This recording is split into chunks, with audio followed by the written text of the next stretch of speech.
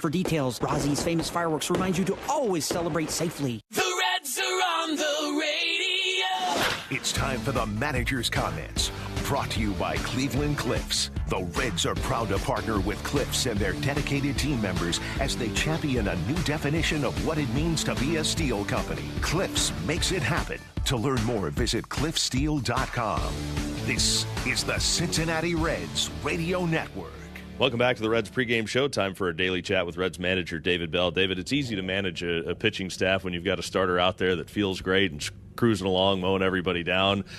Probably a little different when you've got a pitcher the way Andrew was throwing yesterday. He was really having to work for it. It looked like there were a couple of points in that game where maybe you could have gone to the bullpen. You stuck with him. He gave you 5, and really, given what he had yesterday, that was a pretty good start.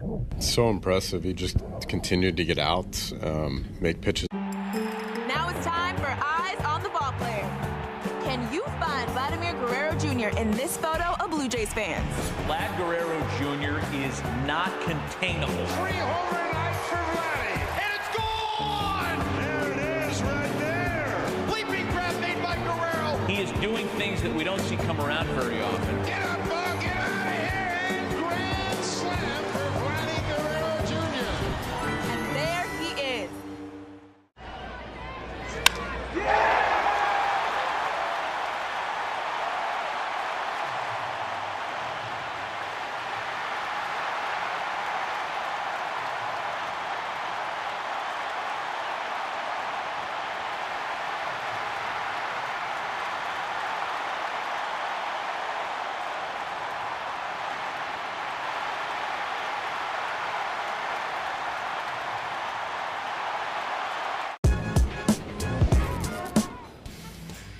Anticipation to see what. Oh, goodness! That ball had a family! In game 2, his first home run, a 2-run bomb. John, that wasn't just a home run. That ball almost exited the ballpark. The hardest hit ball by a Red this year. It brought everyone to their feet. There's a ball driven in deep left field, up and gone to the home run court. Jose Ramirez, home run number 7. There's another long fly ball. Deep center field, and gone to Souvenir City. Career home run number 200 for Jose. Right field, Rex Snyder back. He's going to wave goodbye. It's the first 3-homer game in the career of Jose Ramirez. Now it's time for Eyes on the Ball Player. Can you find Aaron Judge in this sea of Yankee fans? That one is drill. A Judgian blast. That is absolutely crushed. Judge has done it again. Santa Maria. And it is going to be caught by Judge. How about that? So much fun to watch. And there he is.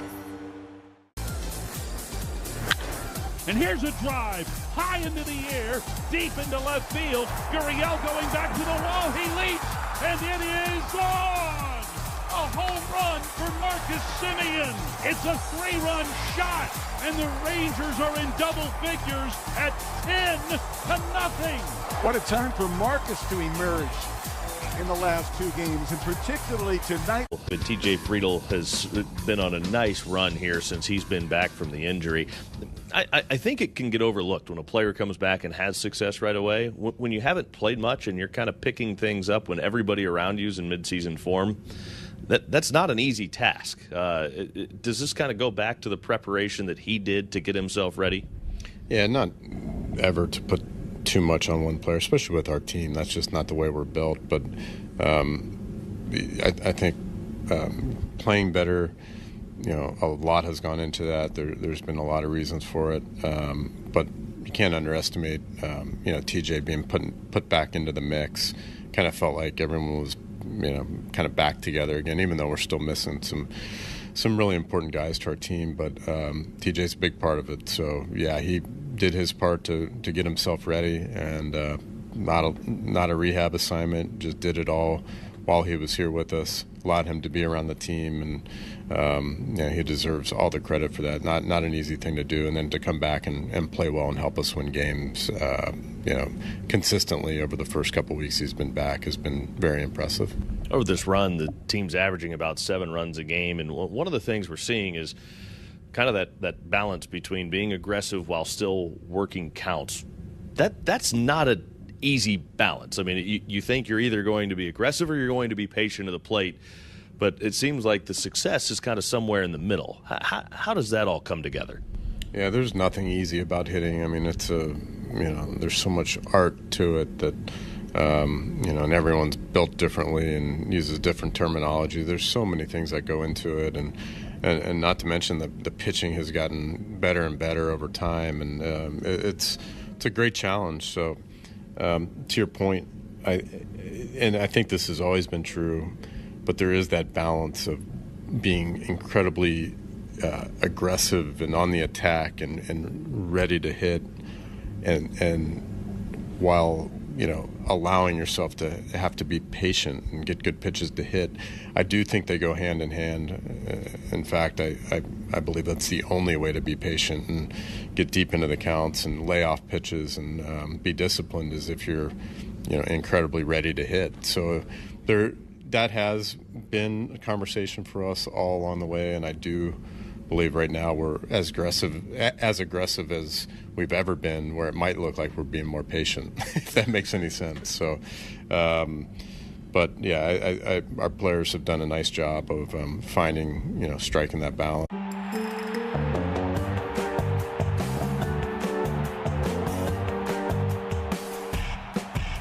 Can you find Pete Alonso in this sea of Mets fans?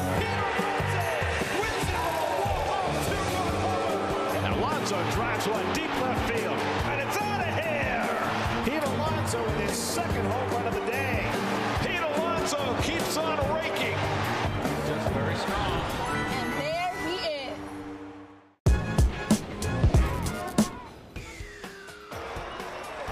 Left field. McCormick back. It's over his head. The Guardians walk it off.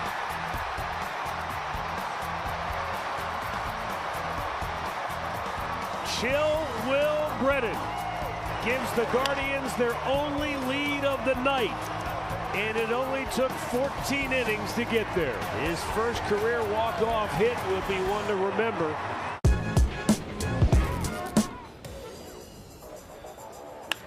Smash to right center. First big league hit, and here he goes. Lightning speed. De La Cruz up to second. A stand-up double. That was 112 off the bat. Ladies and gentlemen, welcome to the show. This kid is electric. First career double, first career base hit. Now it's time for Who Can It Be? We're going to show you a childhood photo of a big leaguer. Can you guess who it is?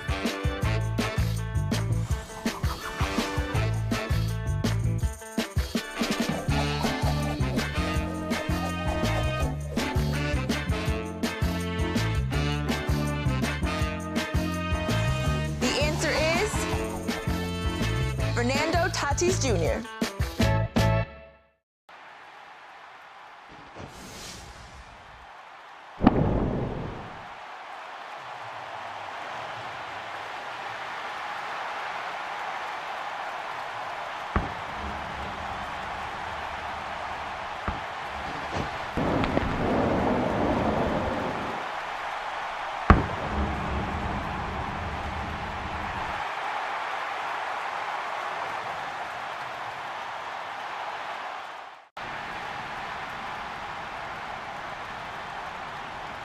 Today and schedule your appointment to help with ED, low T, or weight loss. PNC, the official bank of the Cincinnati Reds. Kroger, fresh for everyone. Cincinnati Children's, changing the outcome together. Western and Southern, put our financial strength behind you. The Reds are also brought to you by Hayes & Sons. We do restoration right. Your Cincinnati and Northern Kentucky Toyota dealers. Toyota, let's go places. And by Penn Station East Coast Subs, the official cheesesteak of the Reds. It's all about good taste. Deep right field, way out of here, and the Reds walk it off. The Reds are on the radio. This is the Tri-State Men's Health Reds Radio Network. Come cheer on your Reds in the quest for the Ohio Cup. The two-game series against the Cleveland Guardians begins Tuesday, June 11th, presented by Kroger Zero Hunger, Zero Waste. Fans can save big on concessions with a 3-2-1 Tuesday, presented by Budweiser and Bud Light. Come back Wednesday when fans in attendance can take home the first official Reds bobblehead of the fastest man alive, Ellie De La Cruz. Thanks to St. Elizabeth Healthcare while supplies last. Go to Reds.com/tickets. The world's largest Christian music festival is returning to the Ark Encounter July 30th through September 7th. Come enjoy 40 days and nights of the best in Christian music. Daily concerts from artists such as The Isaacs, Karen Beck, and New River, Crowder, and many other favorites. It's all taking place at the life-size Noah's Ark. Concerts are included free with daily admission. Enjoy 40 days and nights of the best in Christian music only at the Ark Encounter. Plan your visit, arkencounter.com. It's time for you to step up to the plate and save a life. This is Jim Day reminding you to make your life-saving blood donation with Hawksworth Blood Center. Hawksworth operates 7 tri-state locations and multiple mobile blood drives 7 days a week, making it convenient for you to save lives. The summer months are a difficult time for blood banks, and Hawksworth needs our local community to donate. Anticipation to see what... Oh, goodness! That ball had a family! In game 2, his first home run, a 2-run bomb. John, that wasn't just a home run. That ball almost exited the ballpark. The hardest hit ball by a Red this year. It brought everyone to their feet.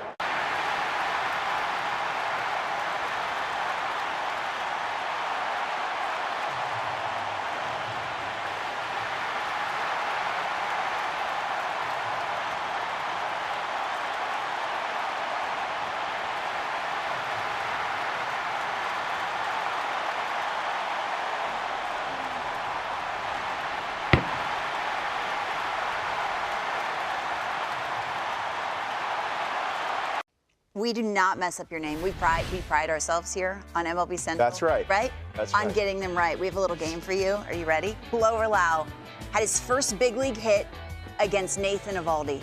Wow. No. Oh. Your first knock's Eovaldi? Off the end of the bat. That's a nice one, though. Yeah. That's a What were you thinking right there? Oh, this is your first knock? That doesn't count. Have you ever hit 1,000 for a year? There you go.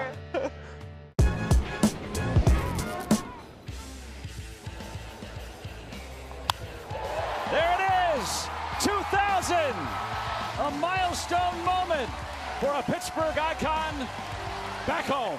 How good is it that they can enjoy that here in Pittsburgh? Man, it's hard to even speak right now. What a beautiful thing. What a wonderful achievement for Andrew McCutcheon. 2,000 career hits, and to do that in a Pirate uniform. That's what means the most right there.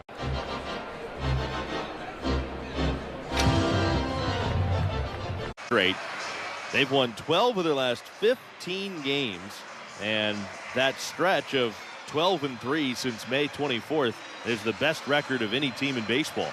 The Reds have moved all the way into second place by themselves in the National League Central Division, 6.5 games back of the Brewers. The Reds are now 32-33, trying to get back to 500 today. The right fielder Stuart Fairchild will lead things off. Hitting second, the shortstop Ellie De La Cruz. Batting third at first base, Jamer Candelario. Spencer Steers the DH, he hits fourth. Batting fifth at second base, Jonathan India. Santiago Espinal plays third base and hits sixth. Batting seventh in center field, TJ Friedl. Luke Mele will catch and hit eighth, with Blake Dunn playing left field and batting ninth. On the mound for the Reds today, right-hander Frankie Montas. Once more, it's Fairchild, De La Cruz, Candelario, Steer, India, Espinal, Friedl, Mele, and Dunn, with Montas pitching. Now the umpires for today's game. Behind the plate, David Rackley. Crew chief Adrian Johnson. is at first base. Junior Valentine's at second. Ramon De Jesus is the third base umpire.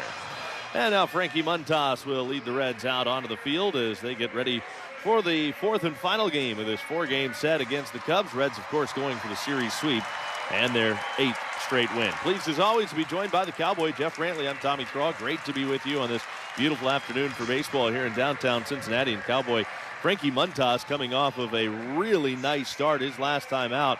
That was no easy place to pitch, pitching in Colorado. He took a no-hitter deep into that ball game, ended up allowing just the 1 hit over 7 shutout innings against the Rockies. How do you follow up a start like that? Well, I think ultimately, Tommy, it comes down to pitch execution. And I thought in Colorado there was never a pitch that Montas let go that he wasn't really high with the elbow, throwing on that downward angle. We saw some of the best sliders we've seen from Montas this year, and, of course, some of the best split fingers. Now, if he's able to have that same angle here in Cincinnati with a little bit of humidity in the air, it only means that the ball's going to break more. And I think that is a key for Montas. He was as good as we have seen him as far as location goes and pitch selection. But ultimately, it comes down to where the elbow is in relationship to the shoulder as far as that downward angle to the plate. Well, the Reds have their work cut out for them on the other side because Shota Imanaga has been awfully good for the Cubs. He's 5-1 on the year. He's making his 12th big league start today against the Reds. The Reds have never faced him before, but his last 2 starts haven't been nearly as good as the way he started with the Cubs. Yeah, I agree with that. And I think when you look at Imanaga, he's going to pitch fastballs at the very top of the zone. He can locate in and out at the very top, and he can hit it pretty regularly. He's going to throw the split off of that. The key with Imanaga is he's a 5'10" pitcher, so he's kind of throwing that upshoot fastball. But you've seen it on video. You know what he's going to do. There's no sense to look down in the zone because anything that's down is probably going to bounce. It's going to be a split finger. Look up and make the contact. We'll see how the Reds fare today against Shota Imanaga, but first the Cubs will come to bat against Frankie Montas and the Reds. We're ready for baseball. Hope you enjoy it on this beautiful Sunday afternoon. Let's play. First pitch presented by Cincinnati Children's, changing the outcome together.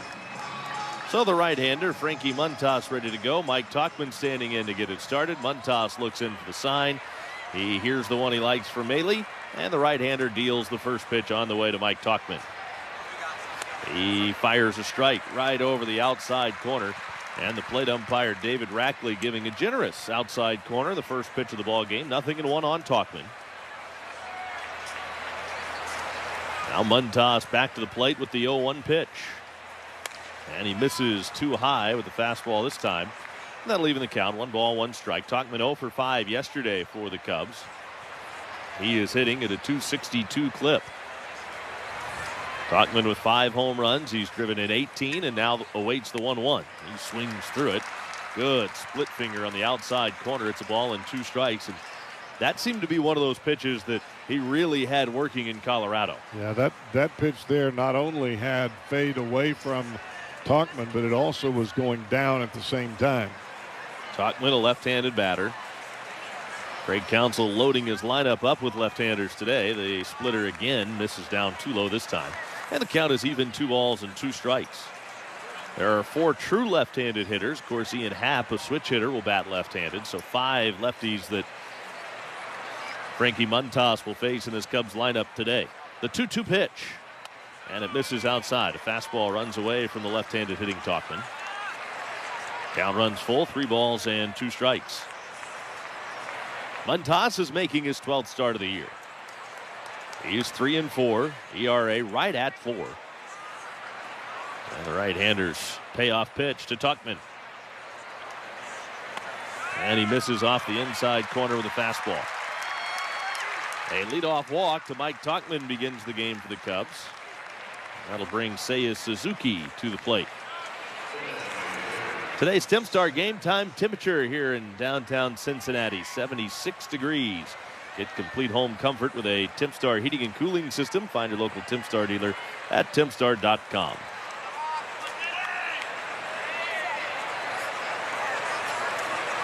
Here's Seiya Suzuki, one of the hottest hitters in this Cubs lineup, and really the hottest hitter in the Cubs order. The first pitch to Suzuki is on the inside corner for a called strike.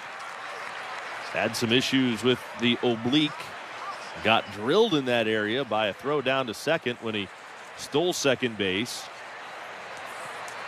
during the second game of this series. Here's the pitch, and Seiya Suzuki takes a fastball down and away. Well, at least at the plate, you know there's a chance you might get hit, so you have a tendency to kind of move out of the way. When you're sliding into second base, you're nice and relaxed trying to reach for the bag, and then all of a sudden you just get smoked just above the kidney. Catch you off guard a little bit. Now Frankie Montas and Luke Mele seem to be having pitch-com issues, so plate umpire David Rackley quickly out to see what the issue is, see if it's resolved. It seems to be. 1 ball and 1 strike to count. Western and Southern Financial Group wants to strike out cancer. Every time a Reds pitcher strikes out an opposing batter, Western and Southern will make a donation to the UC Barrett Cancer Center. When it comes to fighting cancer, we're all in this together. Suzuki rips this one to left field. That's going to short hop the left field fence. Around second, Tauchman headed to third. He'll get the stop sign there from Willie Harris as Suzuki stays hot and checks in at second base with a double. Well, when Suzuki has made solid contact, that's where the ball has gone. That was supposed to be a cutter down and away. It backed up a little bit, got over the inside part of the plate, and that's where Suzuki has killed the Reds.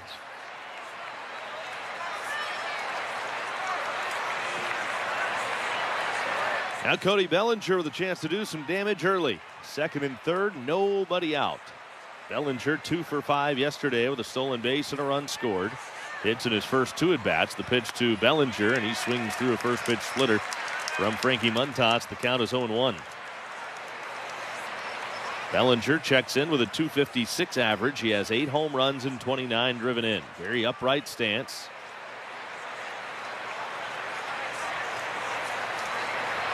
Montas home with the 0-1, and Bellinger rips a line drive, caught at first by Candelario, and that's out number 1. That was a smash about head high to Candelario, and he made that catch almost out of self-defense. Well, it was either that or take it off the hat. Because that was hitting right for the bill of his cap. 1 out, and here's Christopher Morel.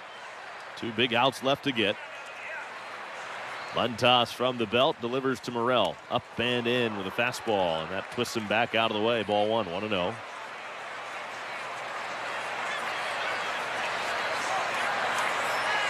Now Montas wants a fresh baseball. Second and third, 1 away. Morel hitting just .202, 12 homers, 39 driven in. Montas gets the sign and deals the 1-0 pitch, and Christopher Morel takes a split finger down and away. 2 balls and no strikes. And of course, Ian Happ is lurking in the on-deck circle.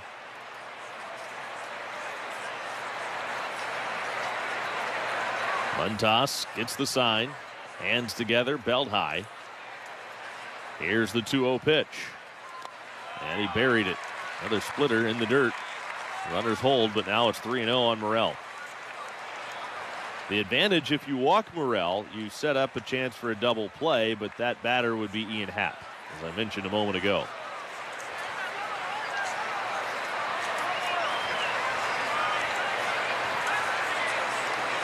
Montas has the sign. Here comes his 3-0 pitch, and Morel takes it for a called strike. Slider right down the middle. It's 3-1.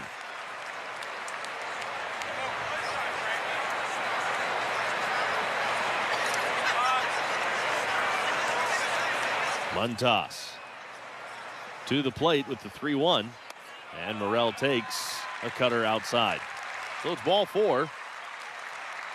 And the Cubs have loaded the bases here in the first inning with only 1 out, and that brings up Ian Happ.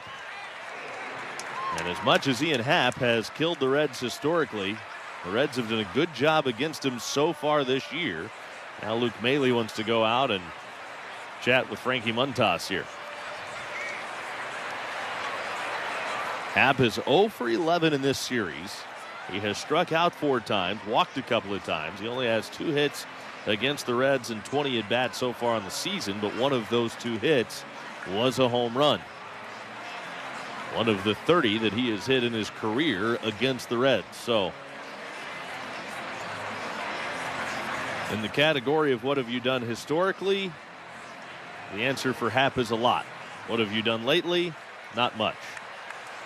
We'll see which wins out here. He does have 4 career grand slams. Bases loaded, 1 out. Montas out of the windup. First pitch to Happ, and he started to offer and didn't go at the pitch in the dirt. Montas starts him with a splitter, and the count is 1-0.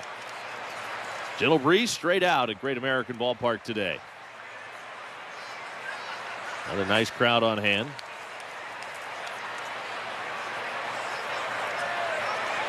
Switch hitter up there left-handed.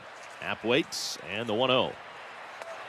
In off the plate, a cutter, and it's a 2-ball, no strike count. Montas has walked 2 of the first 4 batters that he's faced.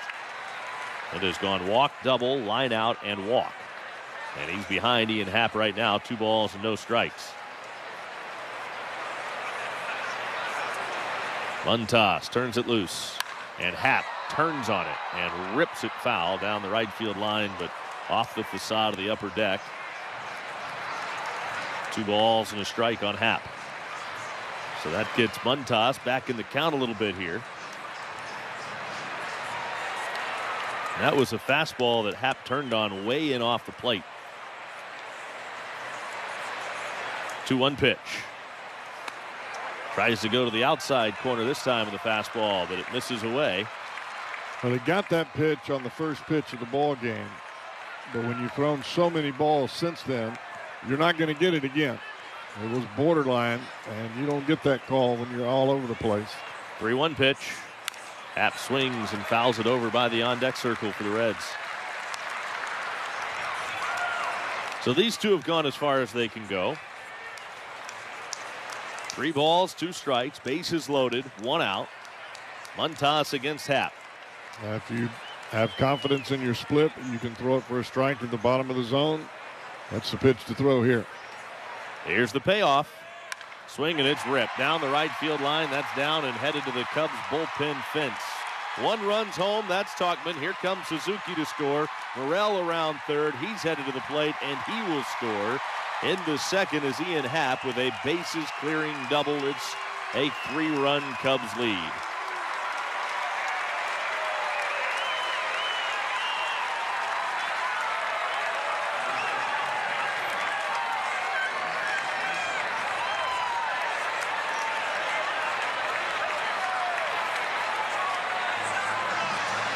Now Derek Johnson will go to the mound.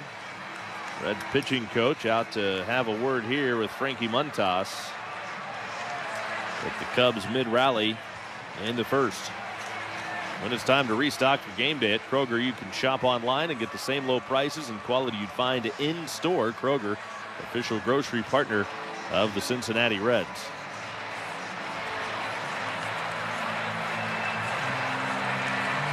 The message seemed to be brief. Dansby Swanson will stand in.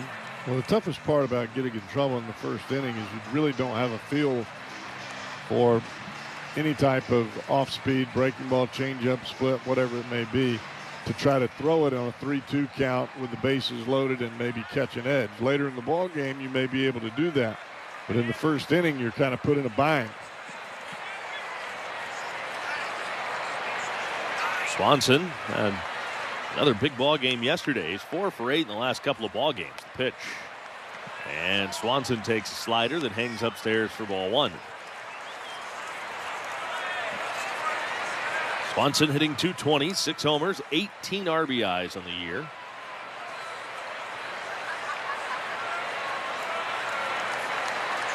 Montas the plate with a 1-0 pitch. Swanson hits it sharply on the ground, foul. Third base side. Swanson hitting his 6th home run of the year on Friday night. It was a solo shot that accounted for one of the Cubs' 2 runs in that game. Montas to the plate. And a swing and a miss. Good split finger there. And he had Swanson chasing it down and out of the zone. 1 ball and 2 strikes. 3 runs home for the Cubs here in the top of the first inning. Montas is ready. Eyeballs the runner at second. Long stare and back to the plate now with a 1-2 pitch. And the fastball misses outside. 2-2.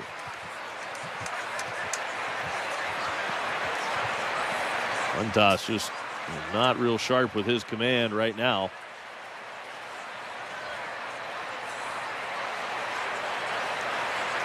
Right-hander's ready. And Montas delivers.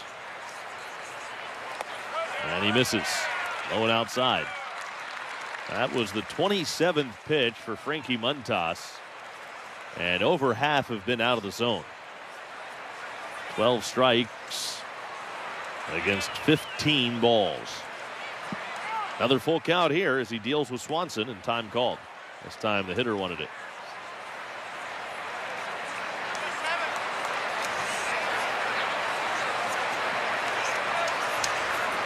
Taps the runner at second. Still only 1 out. Montas home with the payoff pitch. Swing and a miss. He struck him out. It was a split finger. And it was down and out of the zone, but Swanson went after it and came up empty.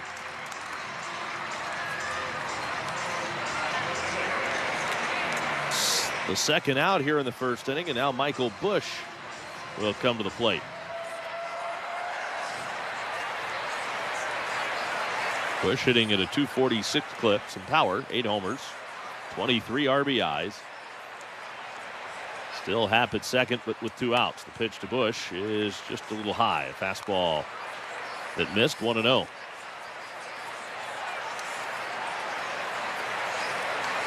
Busch, the 7th man to bat, and the Cubs first. 3 runs are home. Now Montas with the 1-0 pitch. And Busch swings and fouls it back. Count is level now, 1 ball and 1 strike.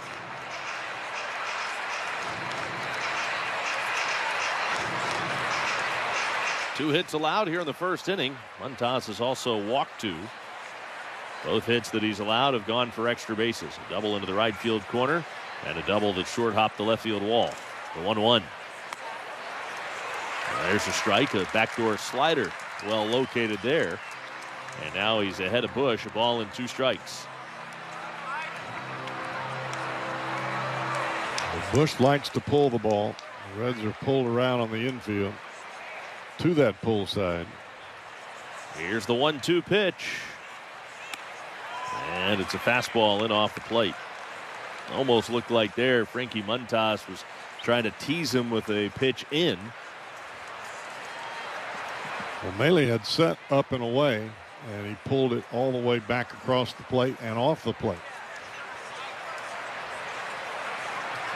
2 balls, 2 strikes. Montas to the plate. And he misses down low with the split finger, and Busch lays off, and now the count is full, 3-2.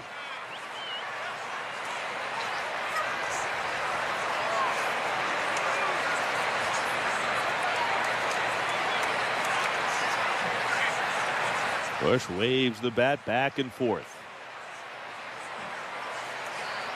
Montas home with the payoff pitch. And he walked him. Fastball missed in. 3rd walk of the inning for Frankie Montas. And here's Pete Crow Armstrong. Boy, it was free and easy for Frankie Montas against the Rockies in Colorado. Anything but for him today. He is fighting it. Pete Crow Armstrong, a .216 hitter with a home run and 10 RBIs. Batting with 2 on and 2 outs. First pitch, he tries to bunt, bunts it right off the plate. It'll land behind home plate, a foul ball. 0-1 on Pete Crow Armstrong.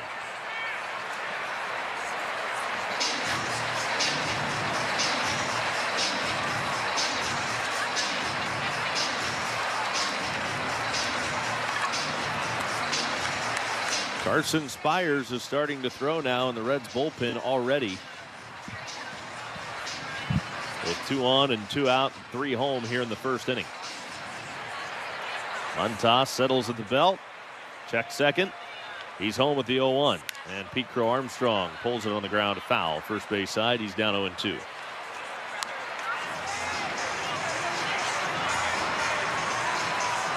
So Montas a strike away from getting out of this first inning with the 3 runs home. But he has thrown a ton of pitches here in the first inning. This is about to be number 37 of the first. The 0-2 pitch to Pete Crow Armstrong. He swings and fouls it back.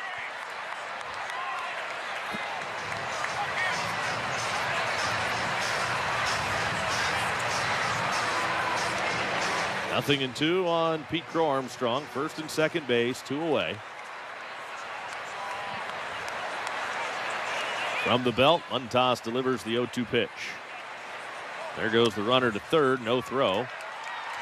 And a look at the runner back to first. So that'll be a stolen base for Ian Happ down to third. It's his 4th steal of the year. Now they're at the corners. Mele will deliver some signs to the infielders with men at first and third and 2 outs.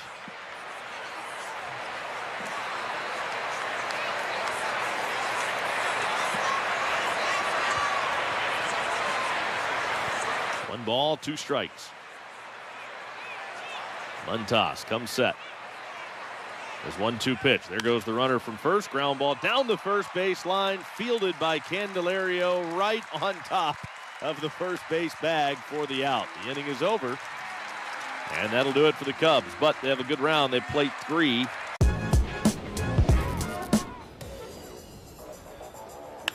Smash to right center. First big league hit. And here he goes. Lightning speed. De La Cruz up to second. A stand-up double. That was 112 off the bat. Ladies and gentlemen, welcome to the show. This kid is electric. First career double, first career base hit. Now it's time for Who Could It Be? We're going to show you the childhood photo of a big league star. Can you guess who it is?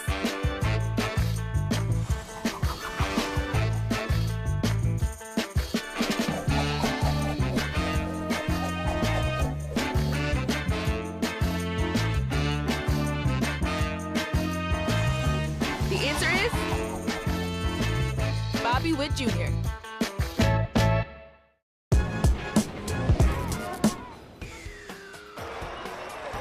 Left field. McCormick back. It's over his head. The Guardians walk it off.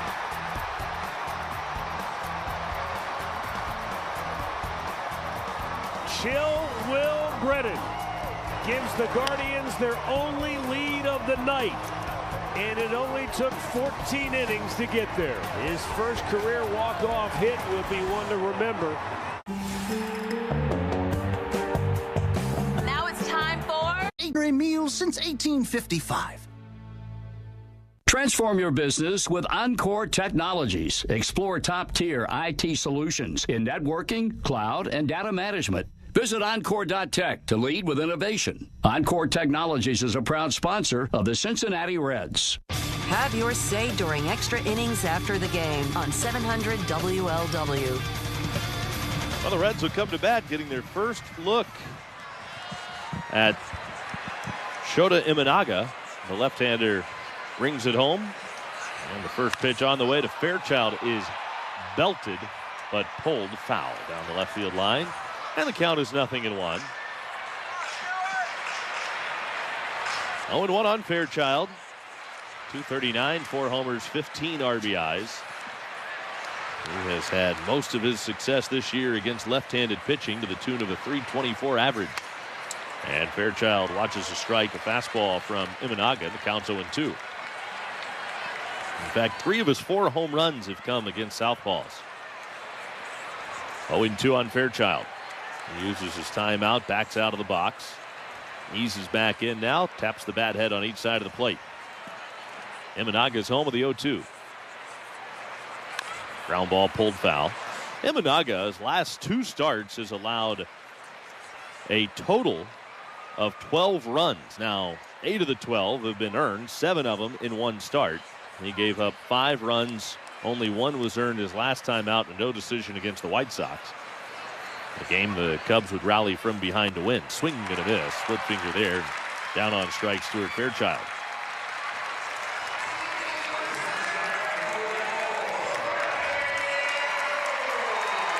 One out, and here's Ellie De La Cruz. And the split finger from Imanaga is not really one of those. It's not the same as Fernando Cruz, where it has that big downward action, really bites. It's more of a glorified changeup, but he's able to locate it well. De La Cruz swings the first pitch and lifts it right to Pete Crow Armstrong. He actually came in a couple of steps, backpedals to make the catch. De La Cruz is quickly the second out here in the first inning. Reds are down 3-0. Now Jamer Candelario will make his way to the plate.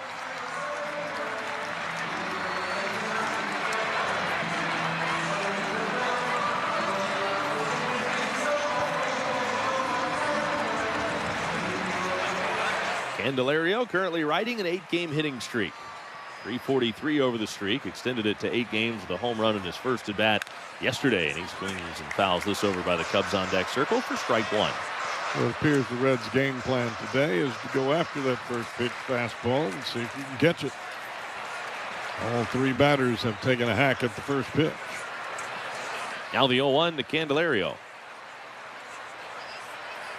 Swing and a miss. Split finger, and Candelario right over the top of it. He's down 0-2. Imanaga has the sign and sets. Now the 0-2 pitch. Swing and a miss. He struck him out. Down on strikes, Jamer Candelario. Imanaga punches out 2 in a 1-2-3 first inning.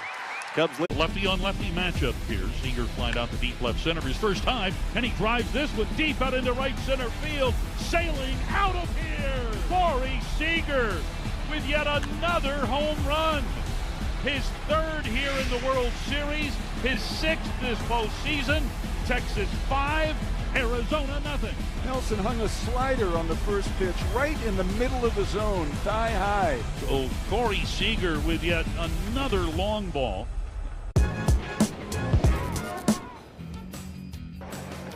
There's a ball driven in deep left field, up and gone to the home run court. Jose Ramirez, home run number 7. There's another long fly ball. Deep center field and gone to Souvenir City. Career home run number 200 for Jose. Right field, Ref Snyder back. He's going to wave goodbye. It's the first 3-homer game in the career of Jose Ramirez.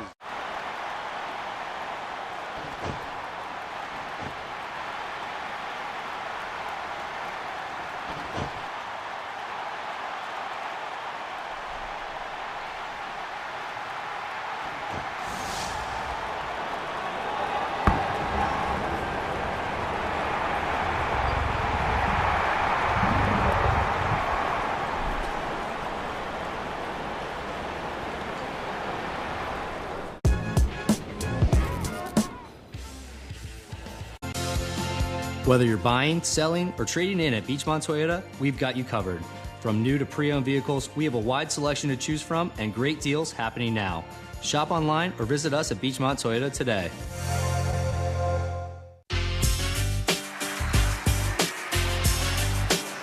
If Frankie Montas can have a little better success this time around, he will get 9-1-2 for the Cubs here in the second. The only batter that didn't hit in the first is the catcher Miguel Amaya.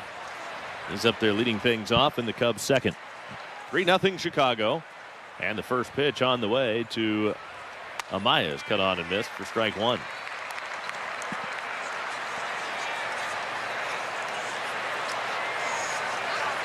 Montas back to the plate now at the 0-1 pitch to Amaya. Swung on and ripped into left field. That'll drop fair and head into the corner. Cut off by Blake Dunn. Into second base is Amaya with a stand-up double to lead off the Cubs' second. And back to the top of the order now, Mike Tauchman. Well, you got to figure the wheels are turning already in that Reds dugout. This is The second time now that Tuchman has hit, so the first time through the order. Cubs got to Montas for 3 runs, 3 doubles, and 3 walks. Montas goes to work now against Mike Tuchman, and he swings and fouls away the first pitch for strike 1. If you're listening today on your Car Truck Radio, please remember to buckle your safety belt. This message brought to you by the Ohio Department of Public Safety. If you're not buckled up, what's holding you back?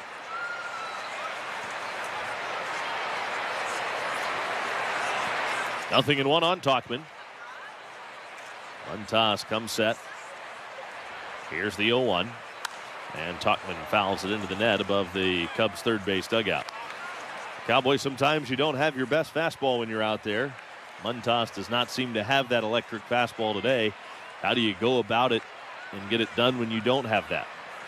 I think part of that is you have to figure out a way to pitch backwards, or you use that fastball in spots that... 0-2's fouled away down the left field line. Use it in spots where you're not going to get hurt. The key for Montas, though, is he's trying to go away from these left-handed hitters and the right-handed hitters for that matter, but when he's gone in that direction, he's pulled the ball off the plate, and that just gets you behind in the count. The 0-2, again fouled back. Still 0-2 here on Mike Tuchman. And I think that's the part that we saw with Andrew Abbott in his start. Yeah, he was fighting his stuff all day, but he was getting first pitch strikes, and he continued to force contact. Montas brings it home with the 0-2 pitch. And there's a little flare into short right center that'll drop in for a base hit. Amayo's around third. He'll score. That's an RBI single for Mike Tuchman.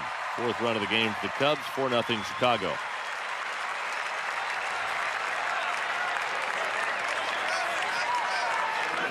Now Seiya Suzuki will come to the plate. He's up for the second time. Suzuki rifled a double off the base of the left field wall in his first at bat.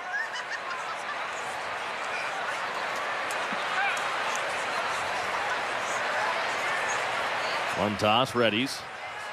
Now to the plate he comes. The pitch to Seiya Suzuki is off the plate outside for ball 1. 1-0.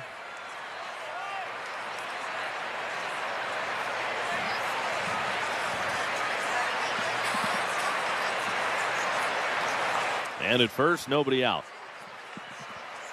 Montas deals the 1-0 pitch. And that's in there for a called strike.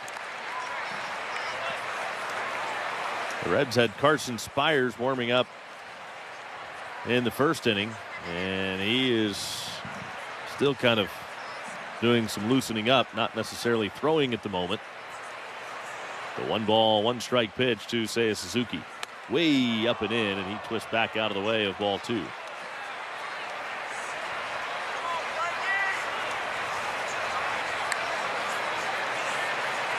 The Reds brought Spires up today, and they put Emilio Pagan on the injured list. Kind of the same thing that was bothering him before when he was on the IL. 2 balls, a strike. Pitch to Suzuki. He swings and skies a pop-up. That will end up out of play behind the Reds dugout. 2 balls, 2 strikes on Suzuki. Runner at first, nobody out. Run in, 4-0 Chicago.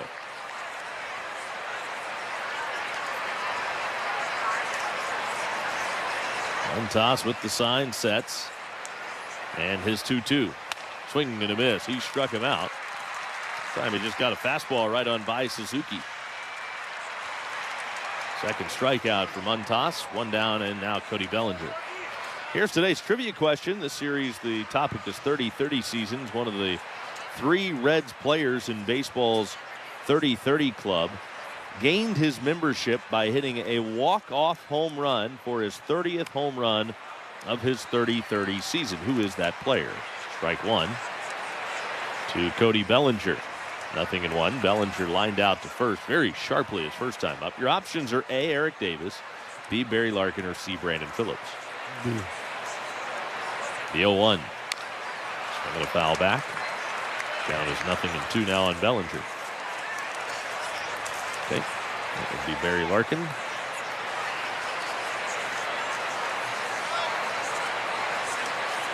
You're confident in that, I feel like. It's possible you were there for that. I was there for that. I think that was a walk-off home run. The 0-2 pitch to Bellinger. Throw to first instead. And back safely is Tauchman. Well, I'm not going to guess against the guy that was present for it. So. Well, I wouldn't bet my life on it. That's my guess. Okay. Well, your guess is certainly more educated than my guess would be. 0-2 on Bellinger. Montas fires, and the pitch misses up and away. Spires starting to throw again in the Reds bullpen. No matter how you slice it, Frankie Montas is not going to be long for this game. Even if he were to throw 100 pitches, he's not going to pitch deep into this game. He's at 53 right now. Here's the 0-2 pitch. And Bellinger hits a bullet through the right side of the infield for a hit. Around second, Tauchman digs for third. The throw will go that way, so Bellinger will take second, and the throw to third is way up the line. It actually ended up in the shallow left field grass up the line from third on that throw from Fairchild. And it's now going to be second and third with only one out. And David Bell is already on the top step of the Reds dugout, and that's going to be it already for Frankie Montas. So it is a very abbreviated afternoon for the Red starter. That's a single, by the way, for Bellinger. He takes second base on the throw. And Montas will exit with runners at second and third and one out. And the Cubs leading it 4-0. This call to the bullpen is presented by Smoke Justice Smooth Bourbon, smoked meats, smoked justice. There's a ball driven in deep left field, up and gone to the home run court. Jose Ramirez, home run number 7. There's another long fly ball. Deep center field, and gone to Souvenir City. Career home run number 200 for Jose. Right field, Ref Snyder back. He's gonna wave goodbye. It's the first 3-homer game in the career of Jose Ramirez.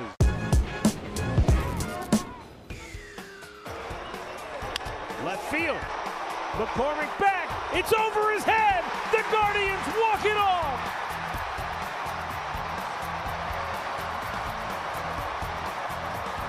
Chill Will Brennan gives the Guardians their only lead of the night.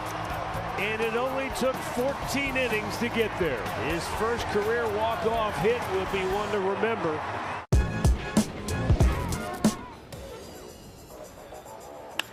Smash to right center. First big league hit, and here he goes. Lightning speed. De La Cruz up to second. A stand-up double. That was 112 off the bat. Ladies and gentlemen, welcome to the show. This kid is electric. First career double, first career base hit. Driven deep to left field. Ramos back. Track. Wall. See ya. 700 WLW. Right-hander Carson Spires out of the Reds bullpen. Spires coming on for the 5th time. He has a 3.29 ERA in his 13 2/3 innings pitched. You look at the numbers for Spires in AAA. In 9 games, 8 of which were starts, he had a 2.51 ERA. So he obviously has been throwing the ball awfully well in Louisville. And he's thrown the ball well when he's been up here. He just hasn't had many opportunities because he's kind of been roadblocked by guys that have been pitching well. Well, he's got a chance right now. And to be quite honest with you, if he wasn't pitching right now, there's a chance he'd be starting on Tuesday. Christopher Morel drives the first pitch he sees, about 375 feet foul down the left field line for strike one. The Reds have moved Tuesday to a TBA start. The pitch, swing and a miss, a breaking ball down and away. Now it's 0-2 on Morel. And David Bell saying before the game today that it would depend on how today goes on who might start on Tuesday. Well, that has been answered probably earlier than hoped. The pitch is a fastball, called a ball a little bit high. 1-2 now on Christopher Morel. Runners at second and third, one out. The Reds have the infield end, trailing at 4-0 early in this one. The pitch. And a check swing, couldn't hold up. He went around. And down on strikes, Christopher Morel. 2 outs in the second inning, and that'll bring up Ian Happ.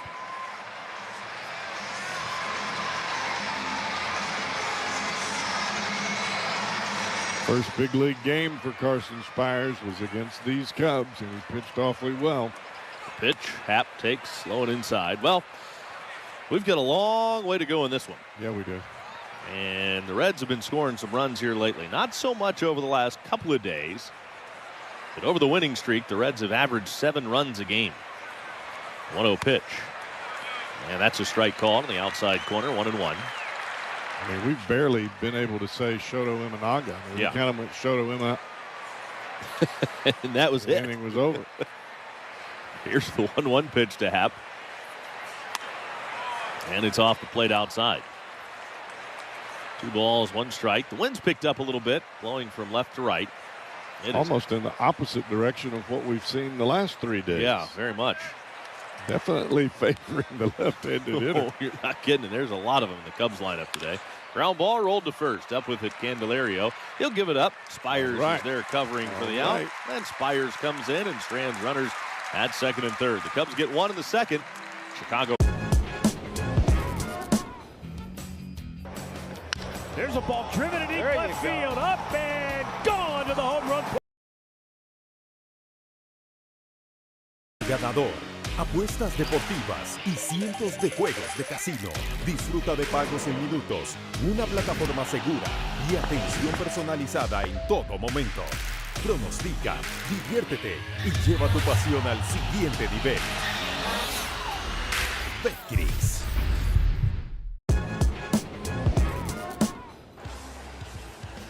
Ohtani scalds another baseball. Base hit in the right field. Pages struts home. 3-0 Dodgers. That came off the bat at 119 miles an hour. Like, if I'm playing first, I don't want any part of that. That's the hardest of his career, 119.2. Wow. If you're keeping track at home. I mean, thank goodness that wasn't at somebody.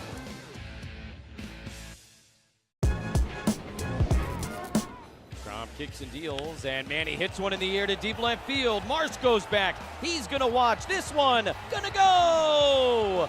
Career home run number 300 for Manny Machado. And back lifts his ball high and deep to right. How about a walk-off Grady? Put that one in your Rockies opening day memory book. One pitch, and Ryback says, I've had enough of this. 10-7 Colorado. It couldn't have been scripted any better for Ryan McMahon.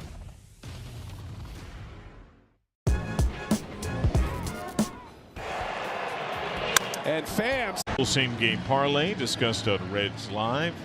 Can Ellie De La Cruz come around and score? Your turn. Head to the FanDuel app. Check out the odds. Create your own live same game parlay. Spencer Steer just fair double down the left field line yesterday. Strike 1 from Imanaga. Now that fastball, as you saw there, high 80s, tops out in the low 90s. But his release point is very low. And as a result, that creates some deception. It has a rising type look that allows it to play up way beyond its velo. Yeah, I would assume that is the case. You see a guy without high velocity gets a lot of swings and misses. It's also because of the ability to throw different pitches for strikes. Right, pitching unpredictably. You know, a 2-pitch pitcher, you're looking for one or the other. A guy that's not throwing all of his pitches for a strike, you're able to eliminate him. So it becomes somewhat predictable. Turned out well, but fouled down the left field side. So by Ernie's, there's only been one horrific start. That's when the Brewers blew him up. The White Sox start last time out, though. 5 runs, technically 1 earned. There was some hard contact after the Morel error. And he's got a different cadence about himself. He comes up to a pause, and you don't typically see this type of cadence from a starting pitcher. Wind up, look at this little pause when he kicks his knee up. Driven to center, Crow Armstrong. And this motions, it just provides a little different look, and therefore your timing. Guy gets started, you get started. But because he has that little pause, the question is like, okay, when do I get started? Typically, once the pitcher gets started, you as a hitter get started, and because of that pause, it's just different. Jonathan India singled, walked, and scored yesterday. First pitch to center, Crow Armstrong started in hard. Now in steep retreat. Not the cleanest read, but he makes the play, 2 away.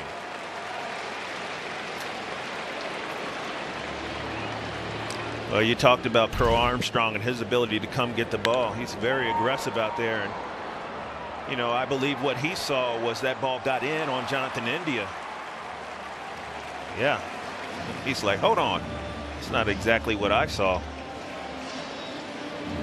And I think the proper thing to do is when the ball gets in on a hitter, you're thinking that ball's not going to travel. That ball traveled. Santiago Espinal. That's the importance of that first step, you know, your pre-pitch. Any really good infielder out there, looks like there's an anticipatory element to his game, and it's all in his before the ball is thrown.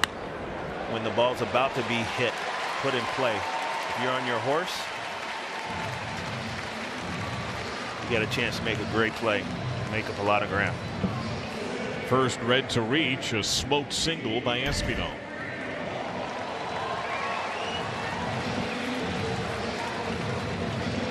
Really good swing. Espinal, when he gets his opportunities, man, he's been solid. Puts the ball in play. Strikeouts are low. He's got 6 steals, hasn't been caught once. Well, TJ Friedl has been in midseason form. He's hit safely at 7 straight. He's on base at 15 straight.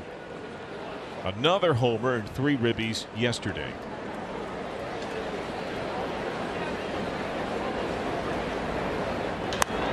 And he pops it up.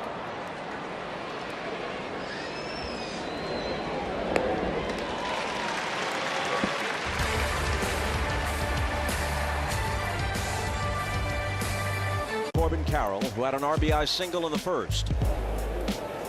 A high drive to deep right field. This ball is gone, and I mean long gone. The minute it left the bat, you knew there was no way the ballpark would hold that one. Pound for pound, maybe the strongest player in the league is Corbin Carroll. He's 5'10" and 165, had 25 home runs during the regular season, threw in 10 triples. This is his 2nd home run of the postseason. Just a beautiful swing. He knew it right away as well.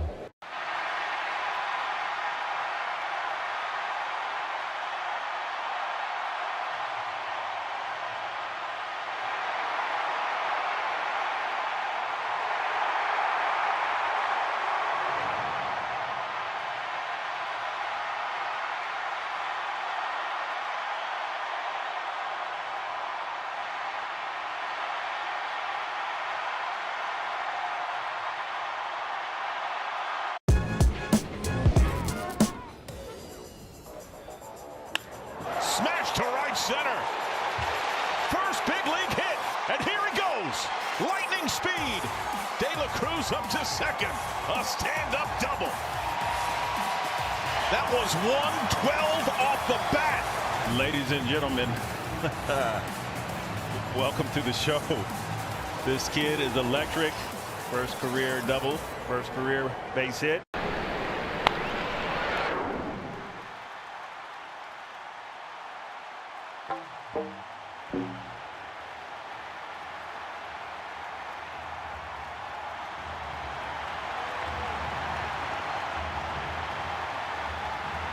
Starter by trade, but a swingman extraordinaire. He's just the second Reds pitcher going back to 1900 to deliver 3 or more innings in each of his first 6 career relief appearances. Trying to aid the Reds today after Frankie Montas was chased after 1 1/3. Dansby Swanson, one of the strikeout victims against the Red starter.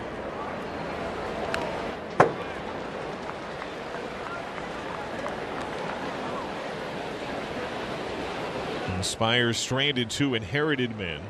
He struck out Morel, got a ground out from Happ.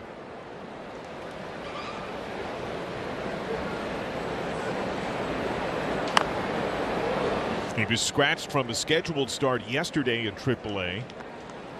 That was as the Reds, I assume, learned that Pagan's lat strain was an issue that required another IL stint.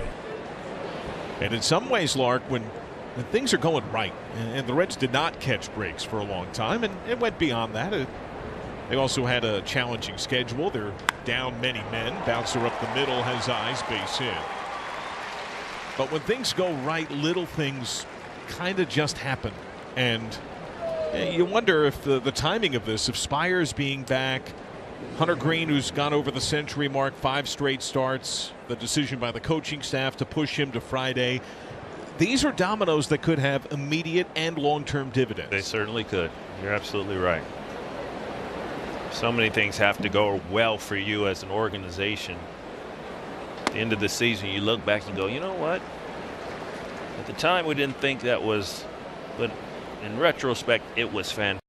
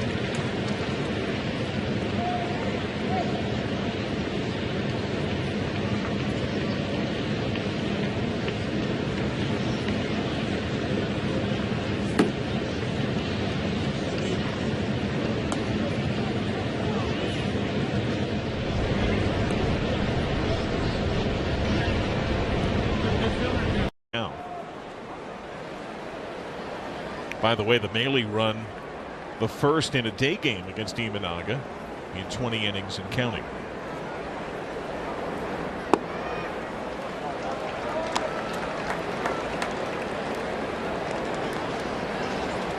Sometimes one run feels like more than one run.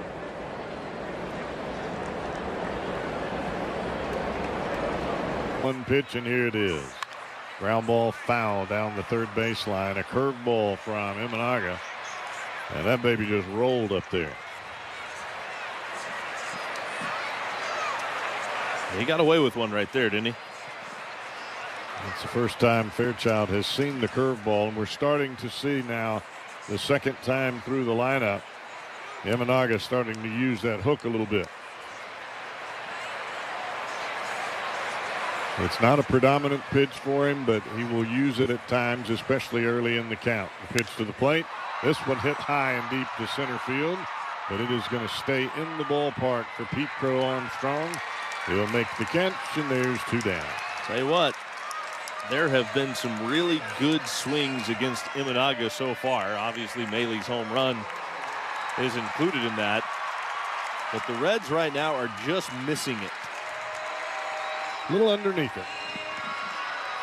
Here's Ellie De La Cruz, who flied to center his first time up. So if he does hit the ball that way, he'll need to hit it a little further.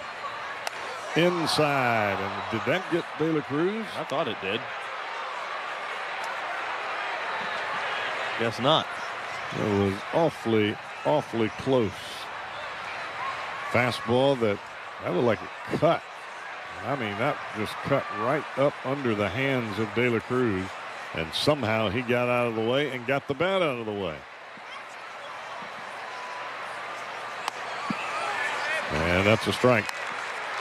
Curveball drops it right over the outside corner. I guess the ball did hit the bat. I thought he'd pulled the bat out of the way. Must have caught right at the bottom of it. Pitch to the plate. That's up and away. Well, no, it didn't. It'd be nice if we could get a count from the umpire every once in a while, since nobody else in the ballpark, including me, knows what the count is. It's 2-1.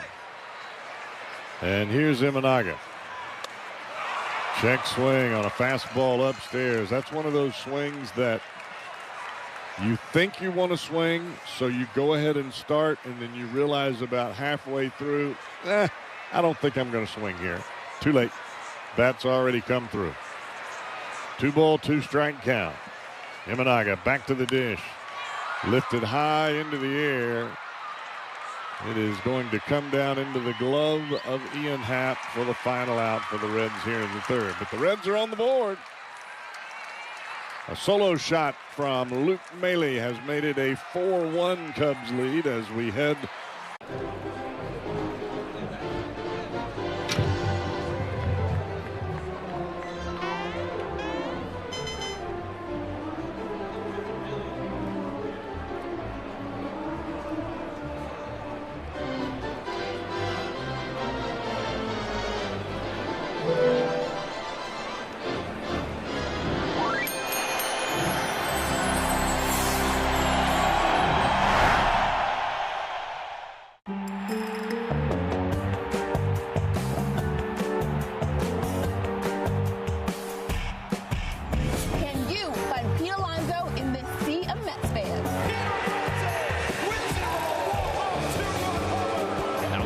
Drives one deep left field, and it's out of here.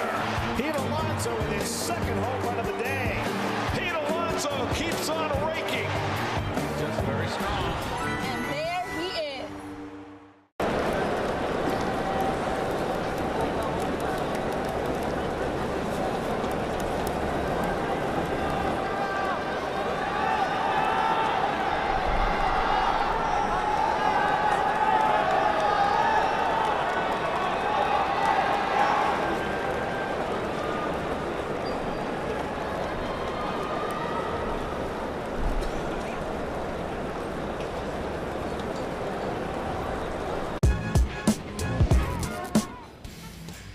Anticipation to see what. Oh, goodness! That ball had a family!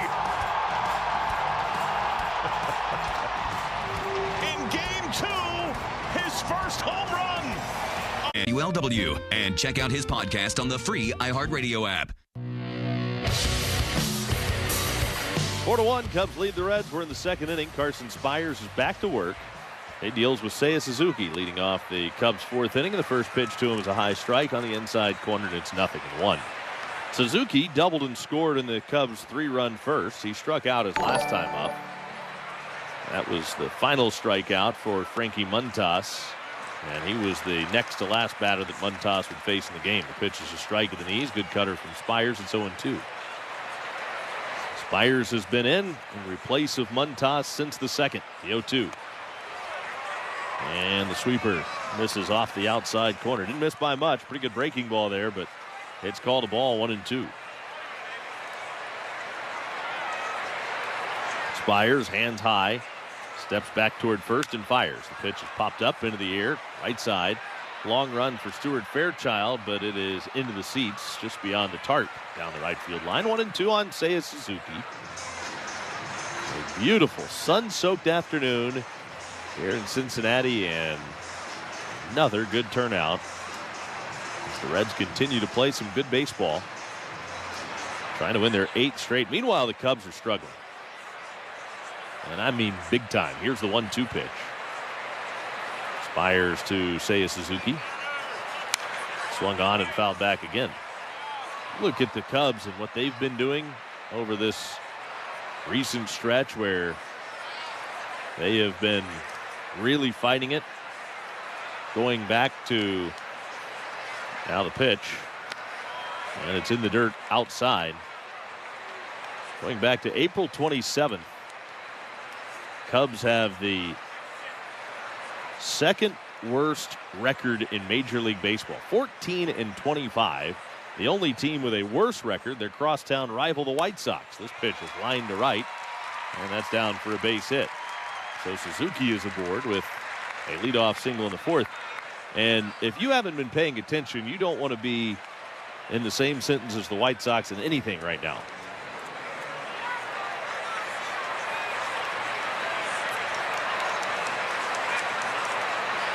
Yeah, they only have 17 wins. Were they 17-40 something? It's bad. Bellinger swings and misses. I mean, they had a 14-game losing streak. But now they've won their last two against Boston. So they're hot. 0-1 on Bellinger. Runner on at first. Spires delivers. Bellinger rolls onto the ground, foul, first base side.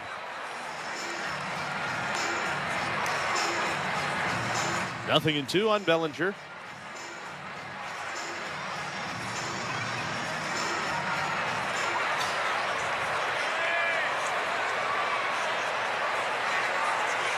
Spires out of the stretch with the 0-2 pitch. Bellinger lunging for the breaking ball down and barely got a piece of it to stay alive, fouling it over by the Reds dugout. Nothing in 2. Bellinger 1 for 2. He smoked the ball his first time up, hit a bullet, but right at Candelario. And then he hit the ball hard his last time up. Knocked Frankie Montas out of the game with a sharp single between first and second. He swings through a changeup down and away, and he strikes out here for the first out of the fourth. That brings up Christopher Morel, who has walked and struck out. Morel scored the third of the 3 Cubs' first inning runs. Strikeout in his last at bat. He bats with a runner at first and 1 out. Spires misses a little bit low with a fastball, 1-0.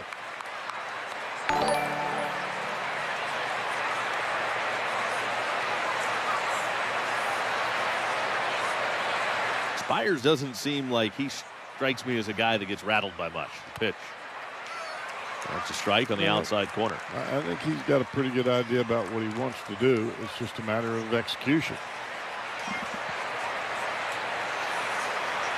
1 ball, 1 strike on Morel. Runner at first, 1 out.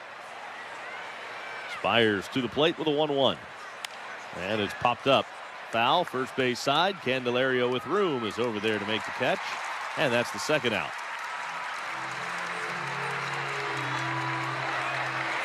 Well, his execution has seemingly been pretty good since entering this ball game. Cubs have had some traffic against him. Well, he came in a really tight spot. You talk about pitching out of a jam. He comes in, and this is a guy that's used to starting. He comes in with runners at second and third and only one out, gets a strikeout and a ground out to end that inning. That strikeout was huge. Huge. That's the strikeout of Morel. First ball swinging in. Happ yanks one foul into the seats down the right field line. Cubs got a couple of base runners against Spires in the third inning on a leadoff single and a hit by pitch, but stranded those runners at first and second. He's trying to work around the leadoff Seiya Suzuki single here in the fourth. He's still at first with 2 outs. 0-1 on Happ.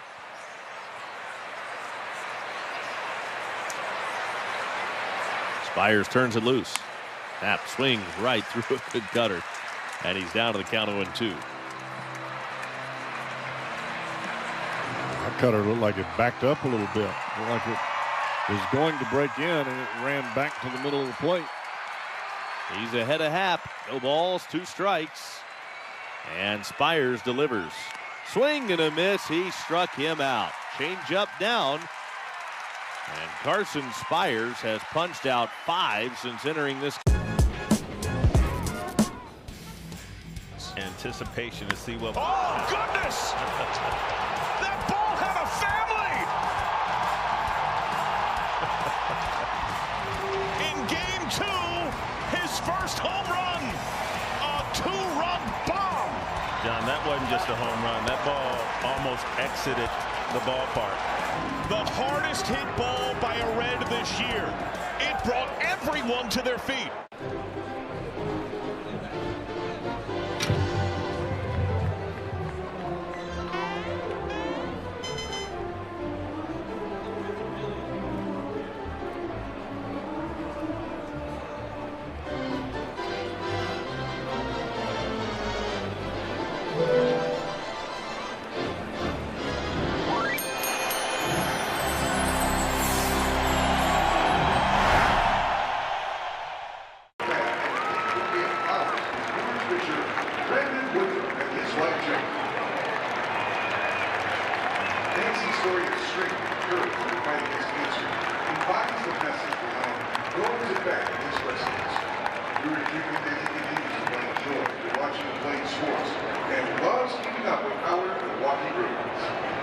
Major League Baseball and the Brewers will continue our efforts in raising awareness and funds for research toward the fight against breast cancer.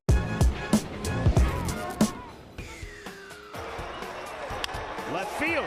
Tackle any task. Robust, reliable, and always up for the challenge. Explore the perfect combo of Zimmer Tractor and Kubota at our showroom or ZimmerTractor.com. Zimmer Tractor, your partner in progress. Stop by today and let's get things done. He's funny, factual, and a lot of other stuff like that. Scott Sloan, tomorrow morning at 9 on 700 WLW. Jeimer Candelario leads things off for the Reds in the fourth inning. It's 4-1 Cubs. First pitch is a backdoor breaking ball that just does catch the outside corner for a called strike. 0-1 on Jeimer Candelario. Imanaga deals the 0-1 pitch. Candelario swings right over the top of that split finger down. No balls, 2 strikes.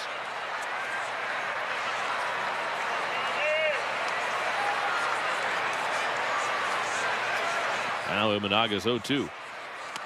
In tight, almost clipped the jersey of Candelario as it misses in. 1 ball and 2 strikes.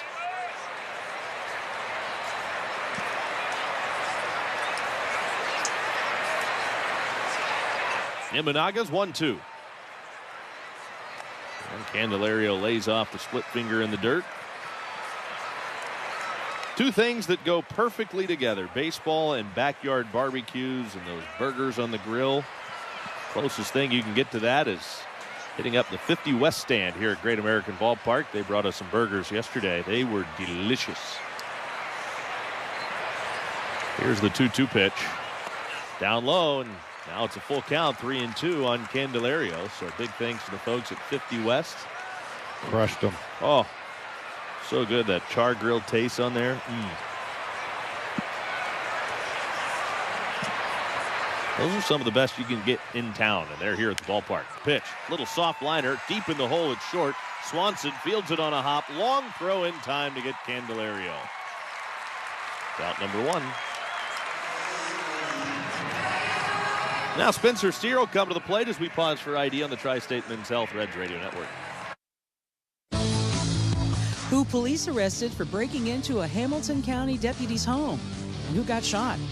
Details after the game on the home of the Reds. News Radio 700, WLW Cincinnati. Nobody on, 1 out. Spencer Steer bats, and the pitch to Steer is a fastball upstairs, 1-0.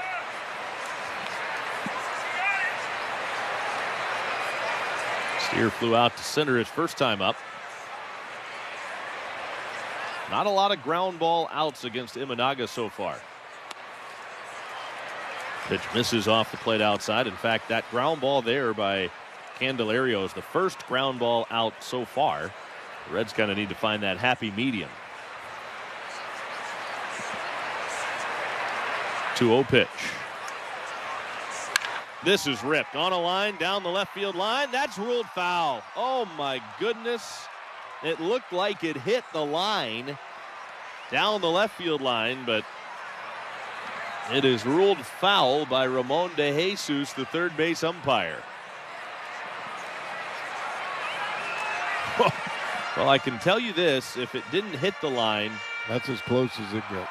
The dirt from the divot kicked onto the line. Inches, not inches, an inch. It was foul. That was a good call. Yeah, it was. Especially under duress and having to spin and find it. 2 balls, 1 strike on Steer. The 2-1 pitch. Down and in. And it's 3-1.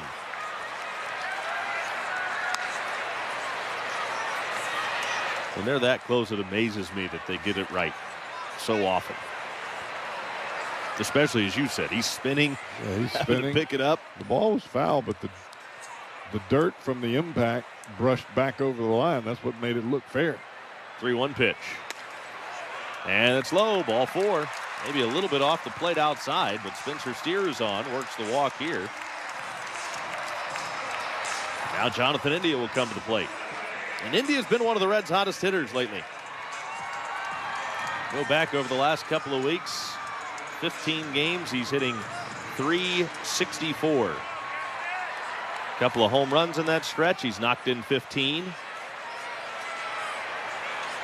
Few doubles in there as well. Steers at first, 1 out. The pitch. India big cut and a miss. The first pitch splitter. And the count is 0-1. And over this hot stretch, the Reds have kind of struck that balance. Talked about it with David Bell before the game today of being selective but yet aggressive. The 0-1. Swing and a miss. Another split finger at the bottom of the zone, and the count is 0-2. Those are 2 things that seem like polar opposites, but yet when you find that perfect balance, it can be a beautiful thing offensively.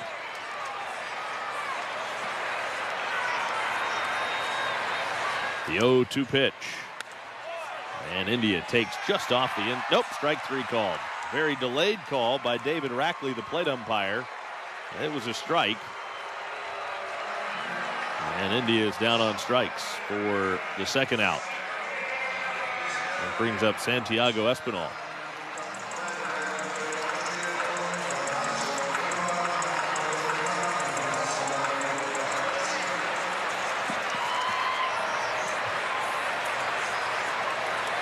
Runner on at first, 2 outs. The pitch, Espinal rolls this on the ground, softly to short. Dansby Swanson comes in, throws on the run in time. Espinal's out. And the Reds unable to take advantage of the 1-out walk to Spencer. There's a ball driven in deep left field, up and gone to the home run court. Jose Ramirez, home run number 7. There's another long fly ball. Deep center field and gone to Souvenir City.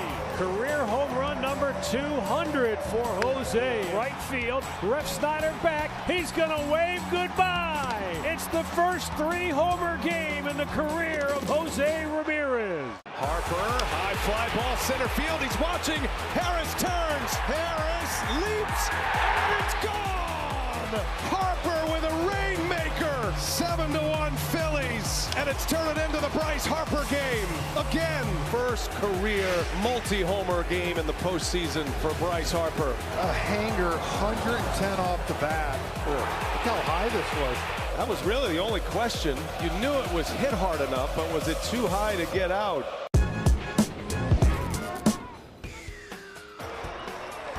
Left field. McCormick back. It's over his head. The Guardians walk it off.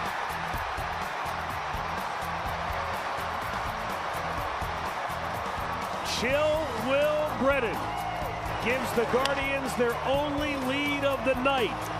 And it only took 14 innings to get there. His first career walk-off hit will be one to remember.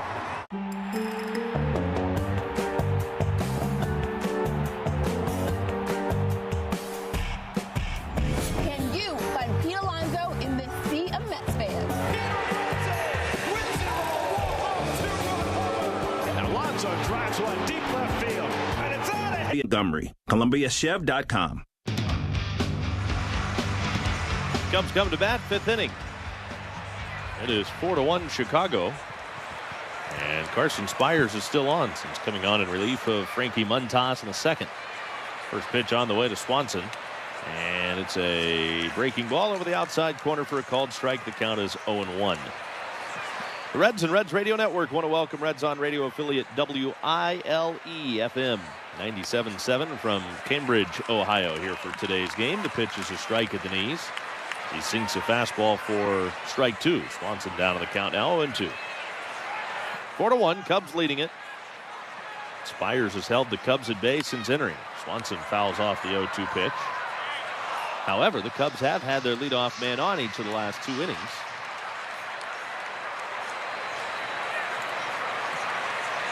Nothing in 2 on Swanson. The pitch. And Swanson takes just a little high with that cutter on the outside corner. 1-2.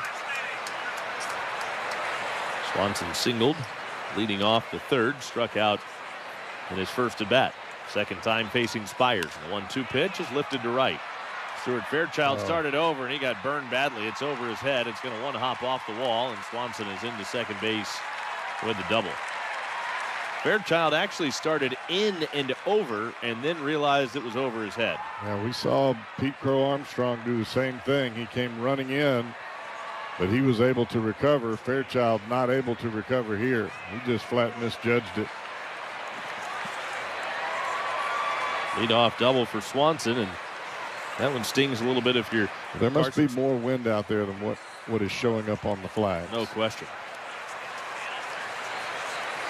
Carson Spires had him down to the count 0-2, ends up giving up a leadoff double. Now the pitch to Michael Busch is low and inside. Offense has been tough to come by for the Reds. They have just 2 hits. One of them was a homer.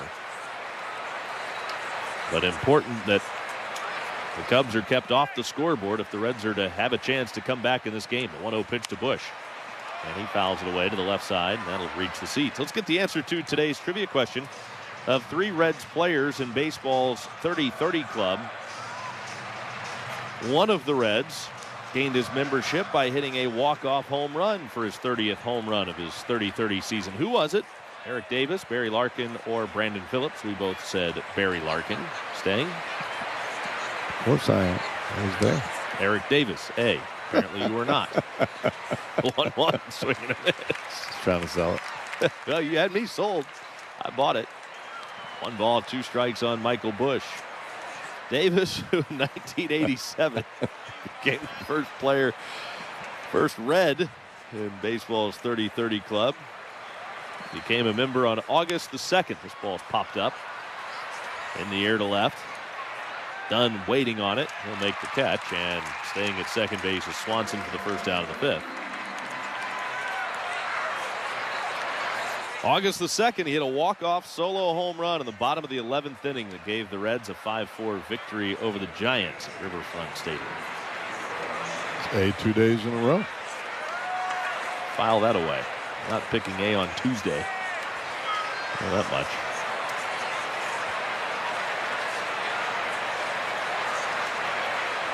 Pete Crow Armstrong rips the first pitch he sees foul into the seats down the right field line. Strike 1. 0 for 2. Spires struck him out in the third. He grounded out to the first baseman to close out the Cubs' threat in the first inning. Well, Armstrong definitely likes that ball close to him. That was at his hip, and he was spinning on it. Here's the 0-1. Instead, Spires spins and throws behind the runner at second base. Swanson easily back to the bag.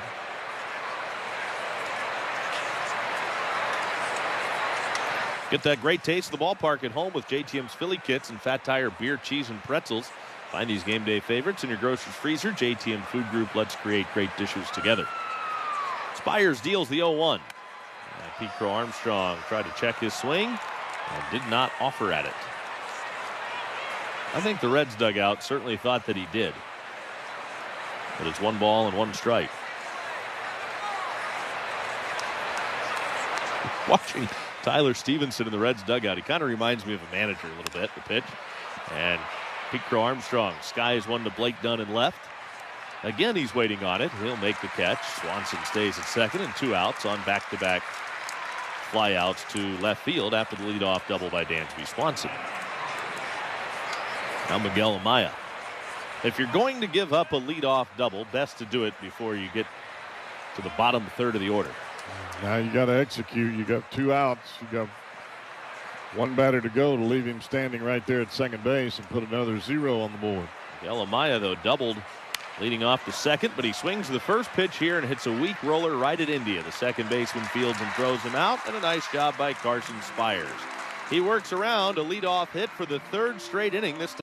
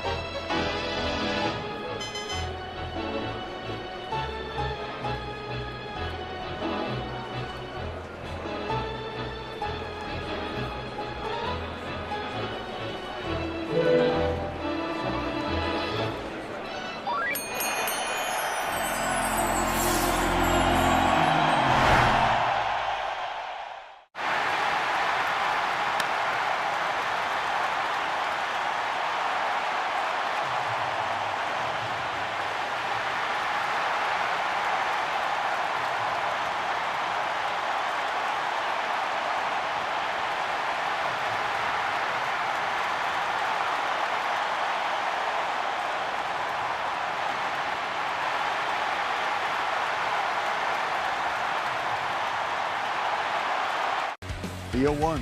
Simeon lines one deep to left center field. That ball is way back, and that ball is history.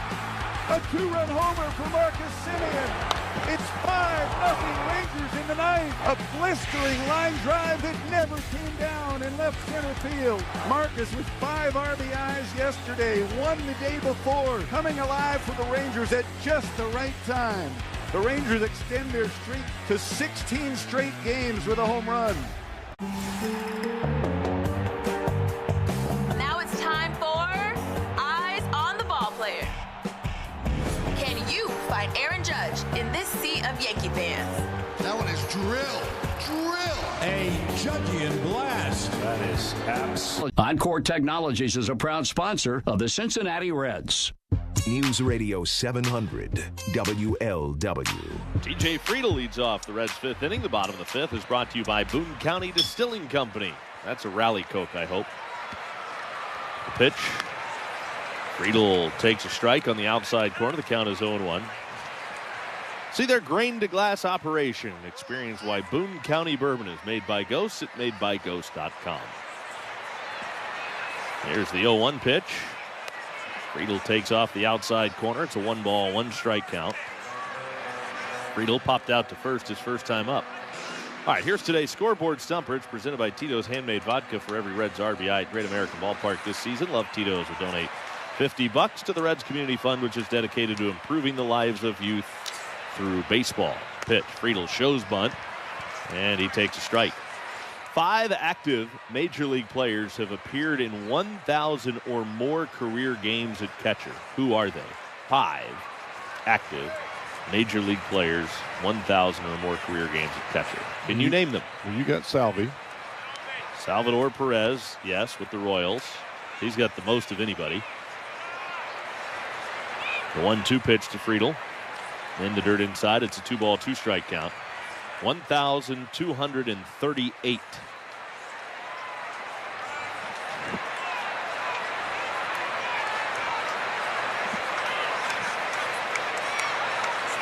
1,238 for Salvador.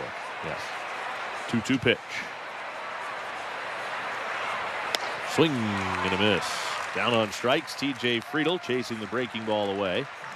One gone in the Reds' fifth. 4-1, Cubs lead it. Now Luke Mele, who has the Reds' lone run today. A home run into left.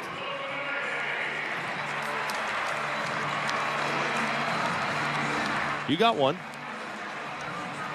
JUN. Bingo. He has the fewest on this list. Cubs, 1,015. Pitch to Luke Mele. It's in there for a called strike on the outside corner.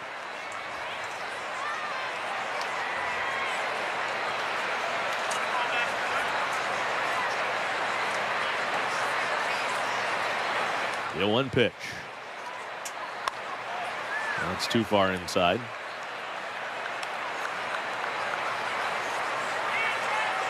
One ball, one strike on Mele.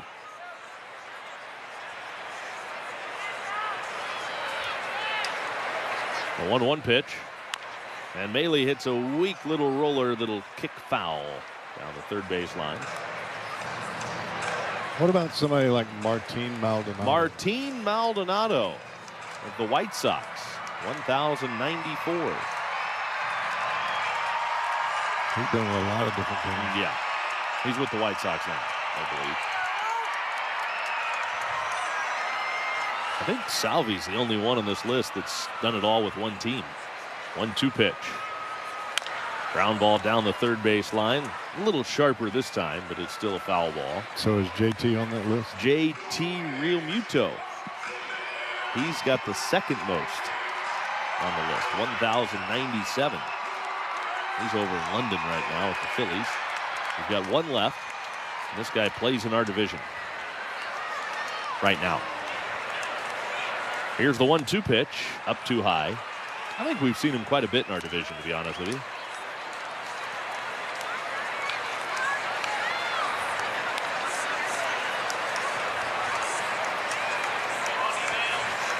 The 2-2 to Mele. And he lays off the splitter down and away. Full count, 3 balls, 2 strikes. Mele with one of the Reds' 2 hits. Home run into the left field seats. Last time up, his only time up. Now he waits on the payoff pitch. Here it comes. Swing and a miss. Struck him out. Swung right over the top of the split finger, but that was a strike whether he swung or not. It was right at the bottom of the zone. 2 down in the fifth. Now Blake Dunn. Wow. Our division, huh? Mm-hmm. We have not seen him yet.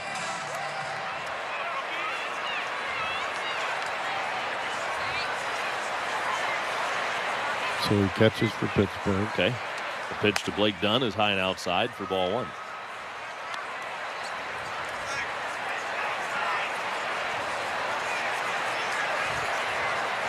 Blank stare. It's all right. I'll give you some hints. We'll get there. The 1-0 pitch. Dunn takes a strike. I don't think he's playing a whole lot this year. He's 35 years old. He's been at it for a long time. 1 ball, 1 strike on Dunn, the pitch. And he watches the splitter just barely shave the outside corner. He's been an all-star a couple of times. That's Monty Grandal. Bingo. There's Monty Grandal. I didn't realize he was catching for Pittsburgh. Yeah.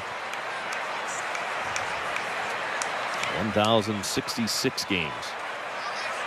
Here's the 1-2. Dunn checked his swing and didn't offer at it. Grandal was a big high draft pick for the Reds years ago. Right.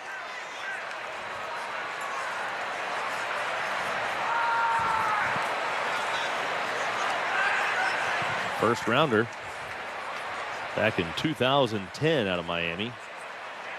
2-2 pitch on the ground to short. Swanson waits back on it. Fields throws. He's got to hurry, but the throw is there in time to get the out on the speedy Dunn, and the inning comes to a close.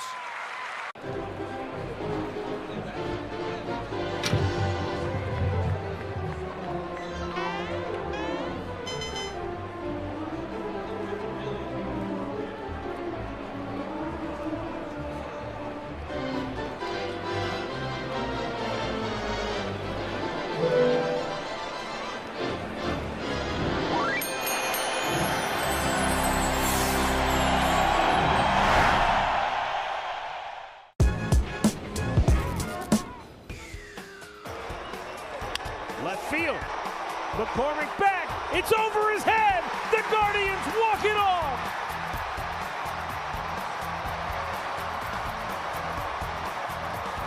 Chill Will Brennan gives the Guardians their only lead of the night. And it only took 14 innings to get there. His first career walk-off hit will be one to remember.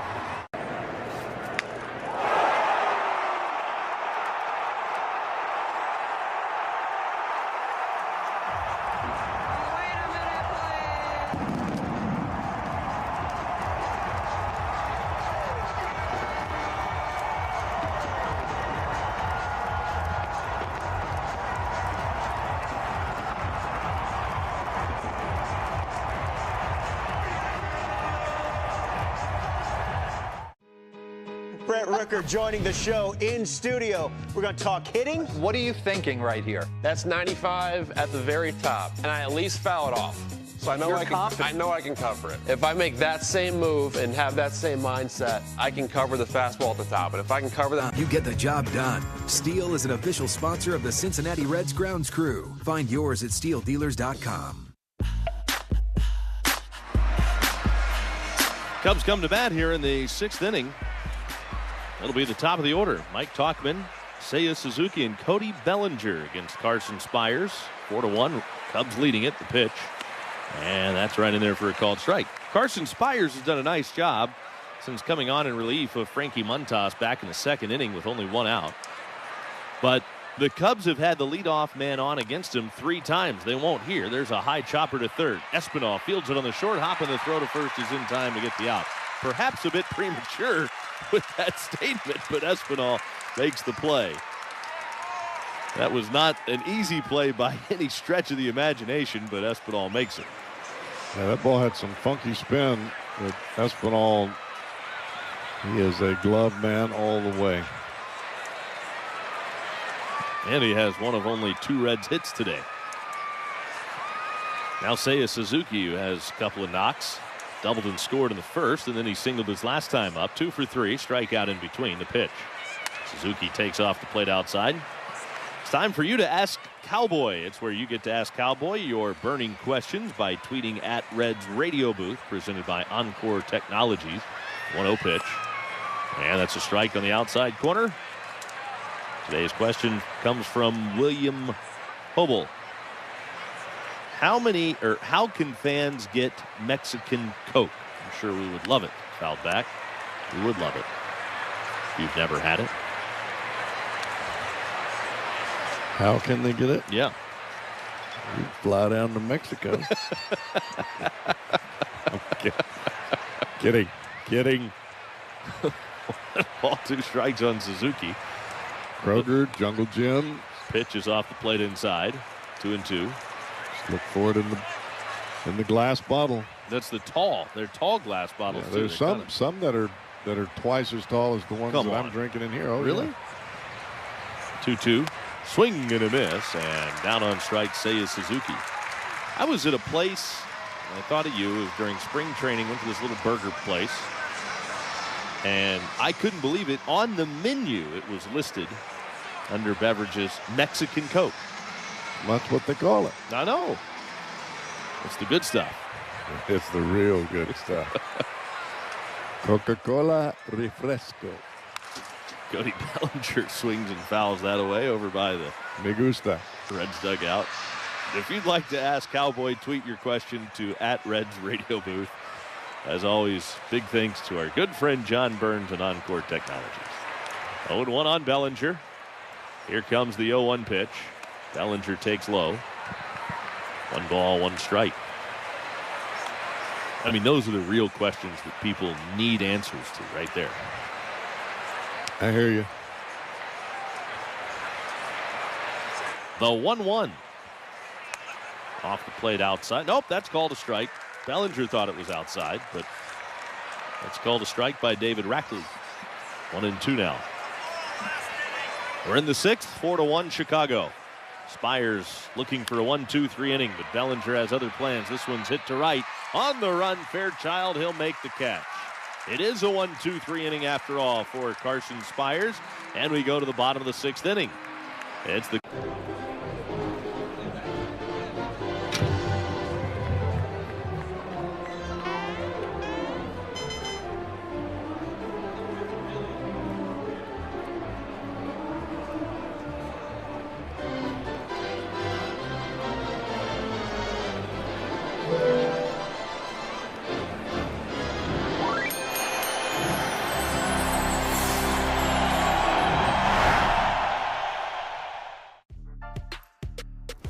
Listen, I've been following you for a while, man. Bottom line is you get your A swing off and generate a lot of pop. I just want to go I'm getting barrel. this A to B. Oh, man. Straight to the ball, barrel. Hitting the ball is the hardest thing to do.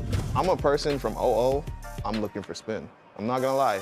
I'm going to look for spin, but I'm going to time up a fastball. 0-0, if you spin it, I'm swinging. Like, if you spin it in the middle, I'm going to destroy it.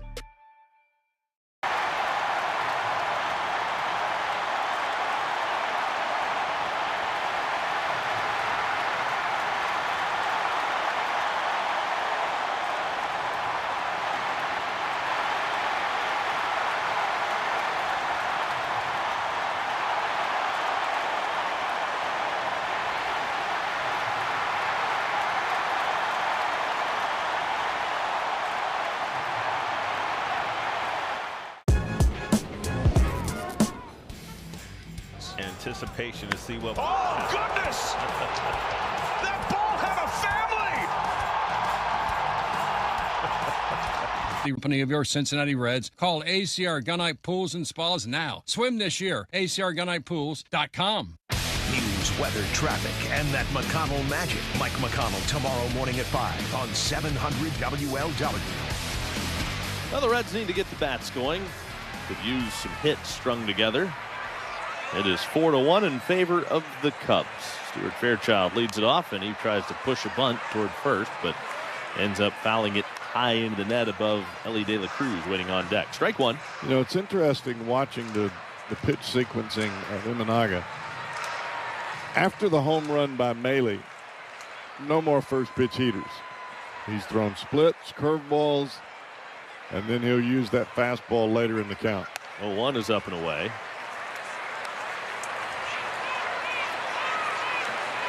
One ball, one strike on Fairchild. 0 for 2, a strikeout and a fly to center. Reds have just 2 hits. One of them being that Luke Mele solo home run. Fairchild takes off the outside corner. Fastball there. And Fairchild now jumps ahead of the count. 2 balls and a strike. Imanaga lifts the hands, now the leg, pauses and pitches. Swing and a miss. Belt high fastball, 2 balls and 2 strikes.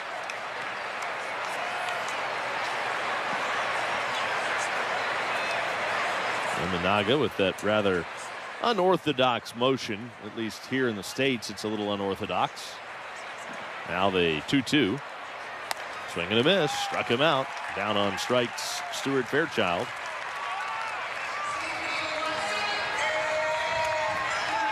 That's 6 for Imanaga as he deals with 1 out in the 6th inning. During your next trip to the ballpark, enjoy David Sunflower Seeds as part of the Kroger meal deal. Start sharing, spitting, and swinging with David Seeds and baseball. All American favorites. Ellie's 0 for 2, a couple of flyouts, 1 to left, 1 to center. He tries to bunt, but pulls the bat back, looks at a strike, and it's 0-1.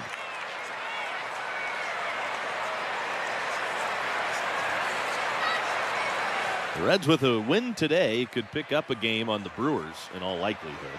Brewers are getting killed by the Tigers. It's 10-0. The pitch, Ellie takes, ooh, boy, that was very much a strike, but it was called a ball. Don't know where that one missed, but it's 1-1. We'll take it. Imanaga delivers. And he misses off the outside corner with the split finger here. 2 balls and a strike. Left-handed pitcher, Ellie up there right-handed. Imanaga's 2-1 pitch. And De La Cruz watches one at the knees. A fastball well thrown for a called strike. 2-2.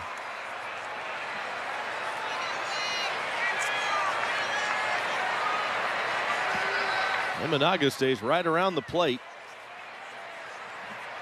His 2-2 pitch. And De La Cruz pops into the air. Very short right field. First baseman out. Bellinger waving his arms. Actually has to leap at the last minute to make that catch, reaching up over his head. And that's the 2nd out in the 6th as we pause for ID on the Tri-State Men's Health Reds Radio Network.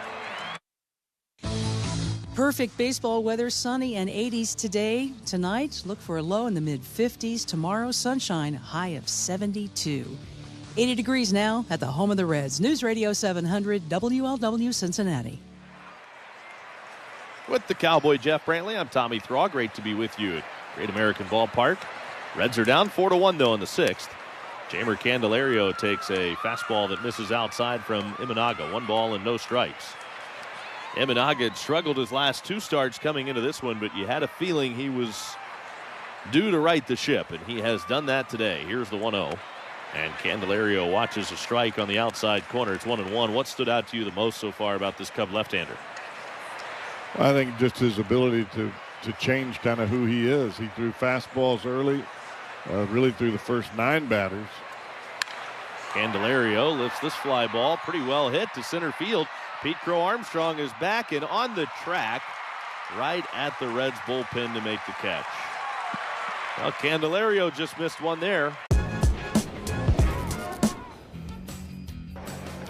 There's a ball driven in deep left field, up and gone to the home run court. Jose Ramirez, home run number 7. There's another long fly ball. Deep center field and gone to Souvenir City. Career home run number 200 for Jose. Right field, Ref Snyder back. He's gonna wave goodbye. It's the first 3-homer game in the career of Jose Ramirez. And here's another one I believe went off the scoreboard. If you miss in the middle of the plate with Max Muncy, he's good. Look at that level swing right there. And he's a hitter. But what I love, watch him drop. What he does is he moves his hands and he loads into the back leg. Here you see the knob facing the catcher, which I really love because that's the power position for any power hitter.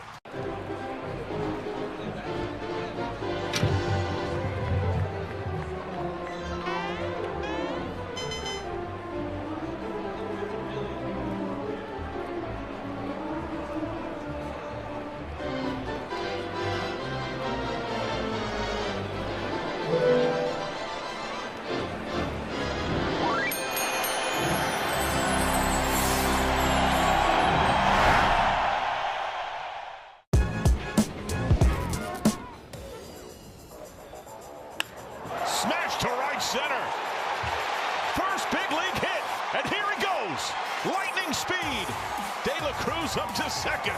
A stand-up double. Soon on 700 WLW. Carson Spires back to the hill as we begin the 7th inning of play here at Great American Ballpark. Reds and Cubs. Cubs leading the Reds 4-1 as Spires delivers his first pitch to right-handed hitting Christopher Morel. It's off the outside corner. A 1 ball, no strike count. Morel 0 for 2 so far today. And he will take a strike, a fastball right at the bottom of the zone. 1 ball, 1 strike count.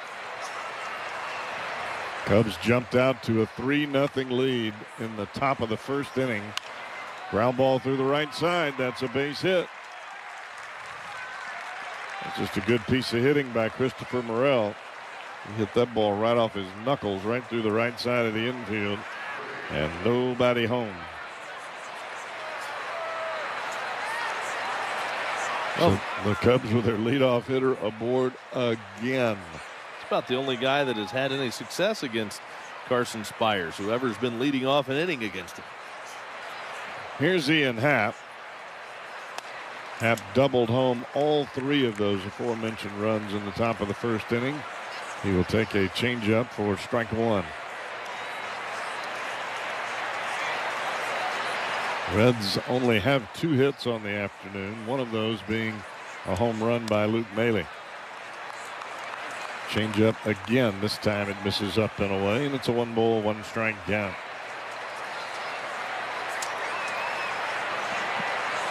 Spires has pitched shutout baseball since he entered the ball game. Pick to first base. That'll send Morel quickly back to the bag, standing up. 9 hits, 4 runs for the Cubs. 2 hits, 1 run for the Reds. 1 ball, 1 strike count to Happ. The pitch fouled back behind home plate. Backdoor cutter. And Happ was lunging for that one and just a bit underneath it and a bit tardy. 1 ball, 2 strike count.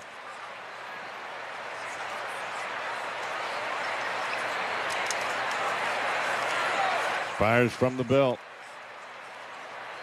And to the plate he comes, up and away with a fastball. 2 ball, 2 strike count.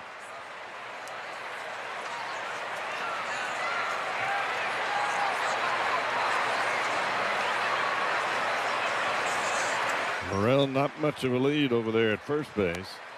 Fastball up and in, and the count will run full. 3 balls and 2 strikes here to Ian Happ. Double, grounded out to first, and struck out his last time up. And now Happ will call timeout. He'll step out of the batter's box.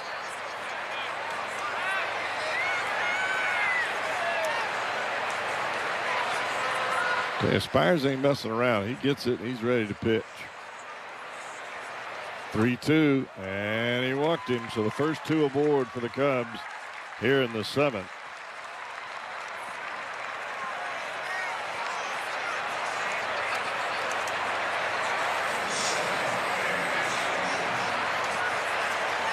Well, they'll get in. Well, they'll spring to action now in the Reds bullpen. Brent Suter beginning to throw. Spires at the 82 pitch mark here against the right-handed hitting Dansby Swanson. Foul ball off into the third base dugout. A sinker down and in. Swanson has hit the ball well off of Spires. He has a single and a double. Single up the middle, a double over the head of right fielder Stuart Fairchild. Down 0-1 in the count here. The pitch fouled straight back. Fastball upstairs, and it is now a no ball, 2 strike count as Brent Suter begins to throw.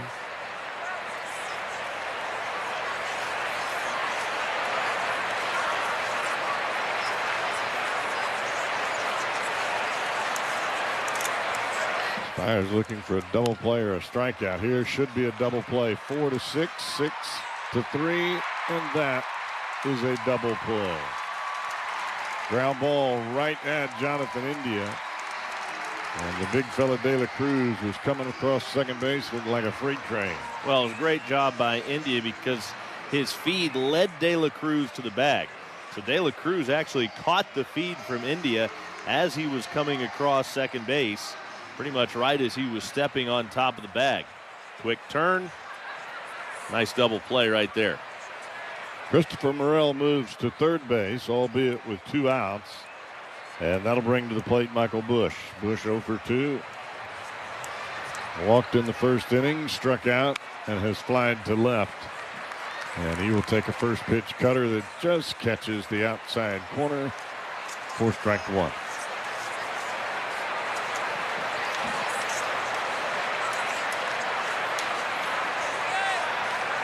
Mele sets inside the pitch. Runs up and away. 1 ball, 1 strike count.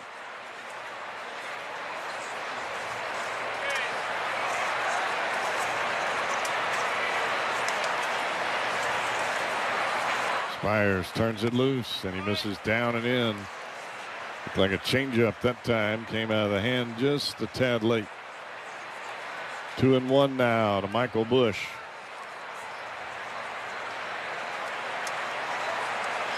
Busch, a patient hitter, but he likes the ball close to him where he can hook it. And he takes a strike that was about as close to you as you can get.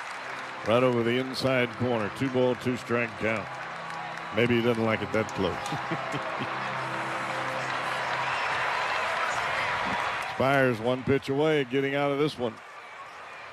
Here he comes. He struck him out. Slider down and in. And Spires strands yet another base runner. Call him up from AAA. He has pitched scoreless ball here this afternoon. Reds are trailing the Cubs 4-1 here on the Tri-State Men's Health Reds Radio Network. Let's face it, nothing makes you look older than you really are than thinning hair. But what if you could not only increase your hair count, but promote new hair growth without surgery, without drugs with potential side effects, and without a prescription from your doctor? Well, now you can, thanks to a breakthrough new supplement called Hair Grow, provided by New Nordic, the #1 supplier of dietary supplements in Europe. Hair Grow is now available in the U.S. Only Hair Grow contains Tocogaya, a powerful antioxidant that has received a U.S. patent. Multiple clinical studies show Hair Grow is safe and effective in promoting new hair growth. In one study, 95% of the patients using Hair Grow saw increased hair count. Don't lose more time and more hair. Try Hair Grow today to feel and look your best. Available online at Amazon, Walmart.com, and NewNordicUSA.com, or in stores at your local CVS. Look younger and feel more confident with Hair Grow by New Nordic at NewNordicUSA.com, or in stores at your local CVS. Hey Reds fans, with baseball season in full swing, this is your reminder that Win Supply is your winning team for all your construction needs. Contractors, builders, designers, we're talking to you. Need top quality supplies for your next plumbing, HVAC, or electrical project? Win Supply's got you covered. With more than 650 locations nationwide and 15 right here in the Cincinnati area, Win Supply is where the pros go for expert advice.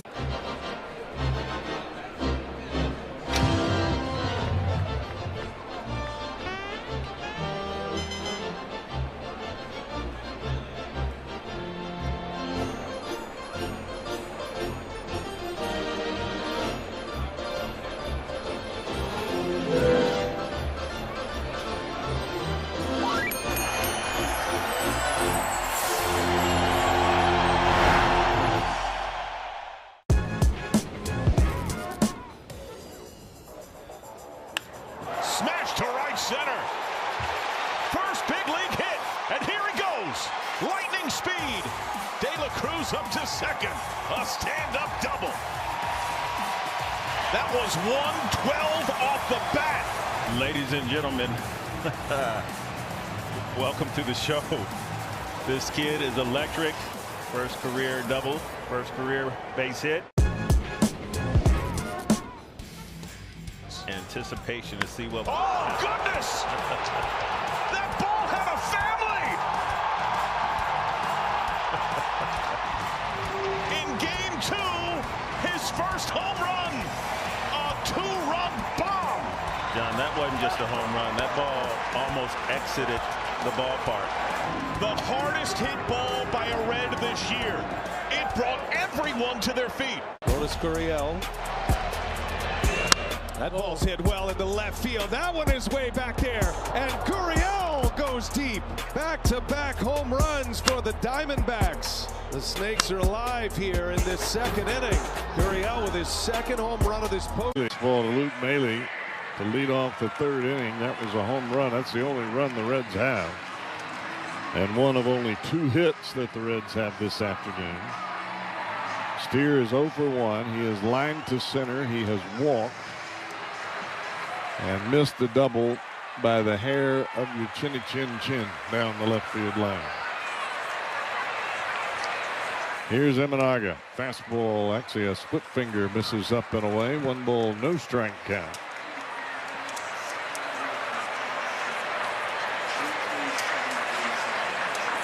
Just have to figure out a way to get some traffic on the base pass. Nope, that's not a base hit. Picked by the shortstop Swanson. It will end up being a base hit. Boy, I thought that ball was going right through the left field.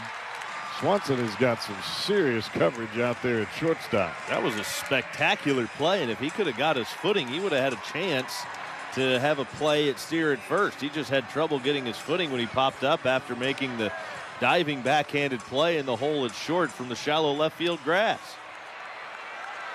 That was... And it wasn't as though that was a 45 hopper. It was a bullet. Well, Steer is aboard. Here's Jonathan India.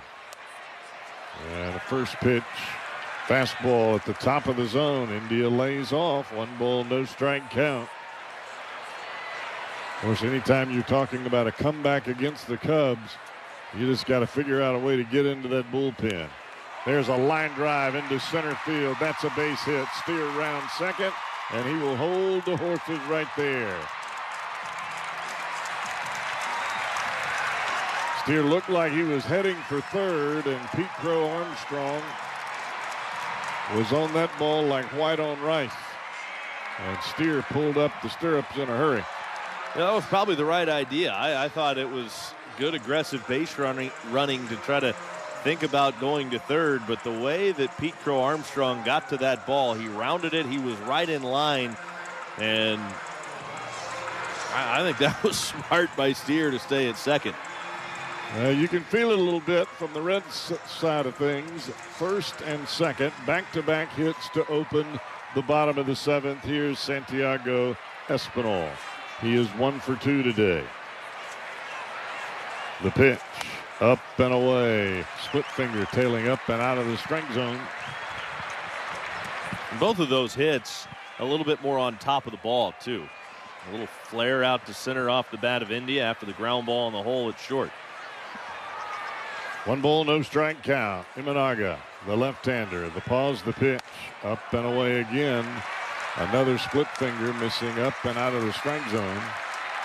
And Imanaga snaps the ball with his glove as it comes back from the catcher Amaya. 2 ball, no strike count. Espinal readying at the plate. Imanaga checks second. First pitch. And a strike over the outside corner. Got the benefit of the doubt there on a fastball down and away. 2 ball, 1 strike count to Espinal. Both times Espinal has hit the ball to the left side of the infield. Once for a hit, once for an out to Swanson. This ball popped foul to the right side, out of play. 2 ball, 2 strike count. Mark Leiter Jr., a right-hander throwing in the Cubs bullpen. We saw him in last night's ball game as he came on to finish things up in the 8th. That was a ball game that the Reds won 4-3.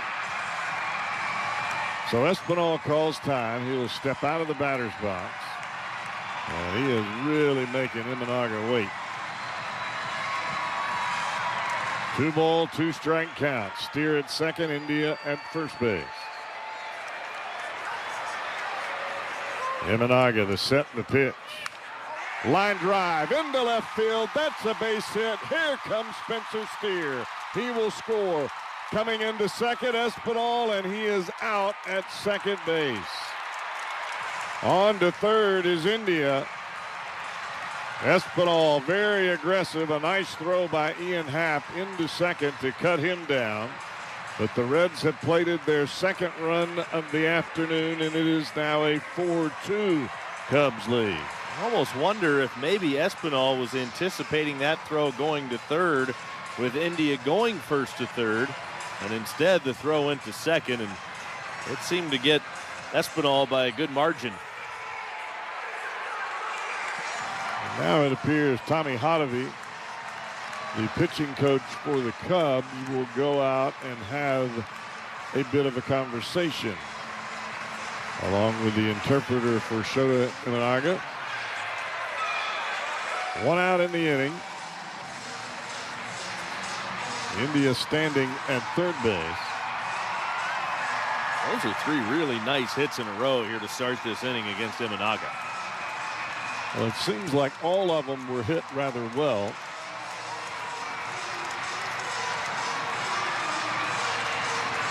This is what the Reds have done here lately. They have just kind of brother-in-lawed you to death. Single after single, base runner after base runner, and sooner or later that'll wear down the pitcher. But you're at a point right now for Imanaga where his pitch count is rapidly escalating. He's approaching the 90 mark here in the 7th inning, and in his last 2 starts, he threw 69 against the White Sox. The start before that, 81 against the Brewers. Here's T.J. Friedl. Good matchup right now in this ball game. The pitch popped up left side, heading over towards the dugout on the third base side in the seats, out of play. 1 down in the inning. India standing 90 feet away from being the Reds' 3rd run of the afternoon.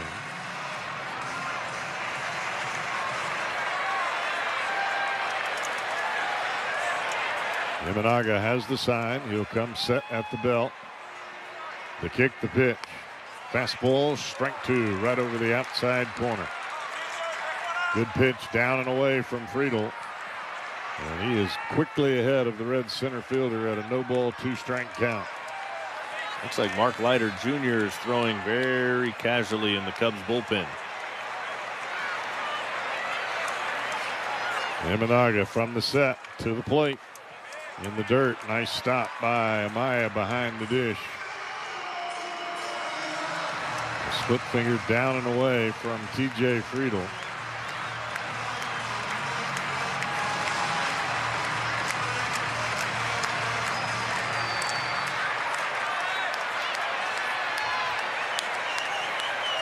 Imanaga comes back to the set. Checks Amaya the pitch. Swing and a foul behind home plate. That was a breaking ball up and away from TJ. Looked like he had a pretty good swing at it. Just a little tardy. 1 ball, 2-strike count.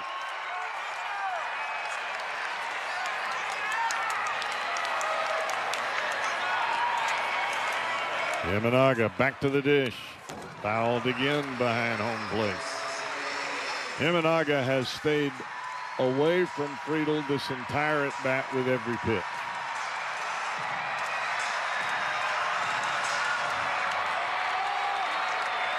Fastballs up and away. Curveball up and away, and a couple of split fingers down and away. He's coming with a 1-2 pitch here. Here we go. Up and away, misses out of the zone this time with a fastball, and that will even the count at 2 balls and 2 strikes.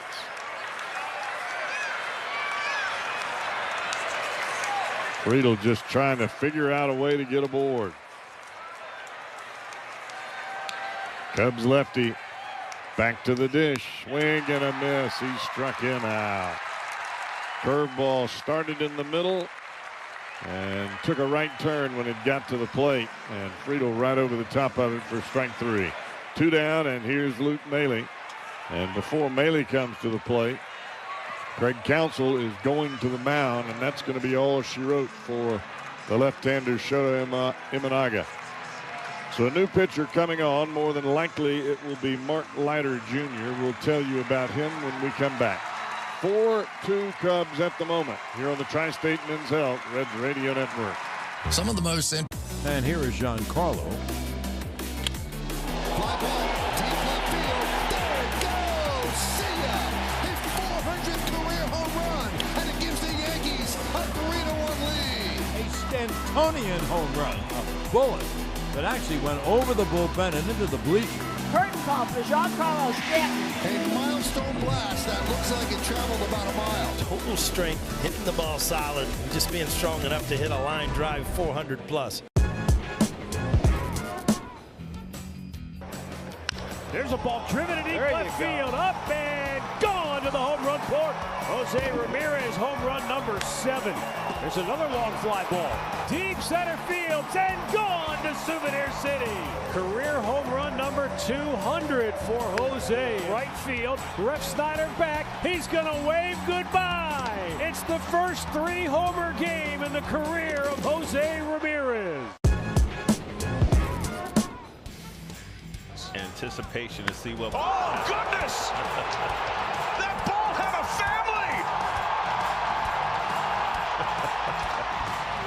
In game 2, his first home run, a 2-run bomb. John, that wasn't just a home run. That ball almost exited the ballpark. The hardest hit ball by a Red this year. It brought everyone to their feet.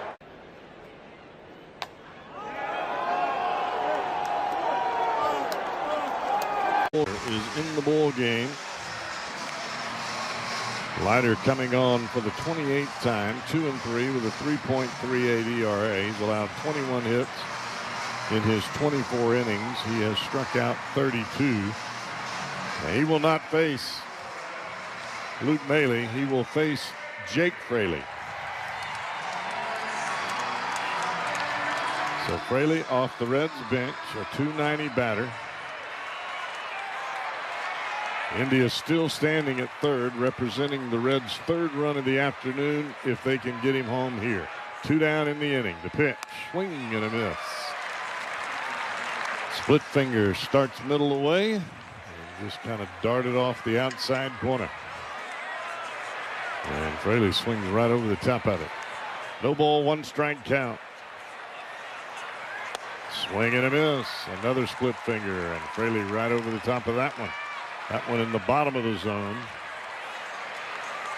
And it's a no ball, 2 strike count.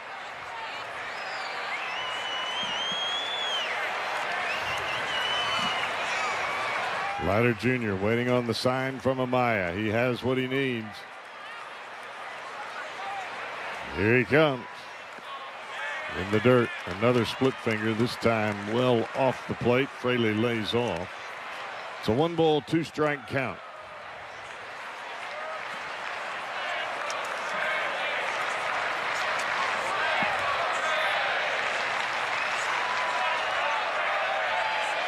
Friedl pumping that bat. The pitch to the plate. Swing and a miss, and he struck him out. Another split finger down and away. And the Reds will strand India at third base. They do score a run here in the bottom of the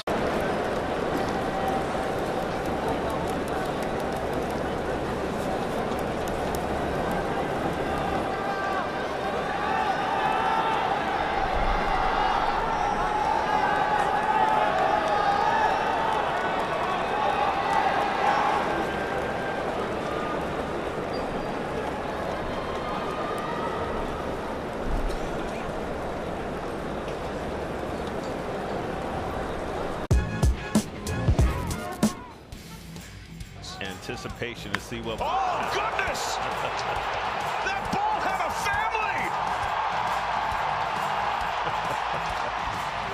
In game 2, his first home run. A 2-run bomb. John, that wasn't just a home run. That ball almost exited the ballpark. The hardest hit ball by a Red this year. It brought everyone to their feet.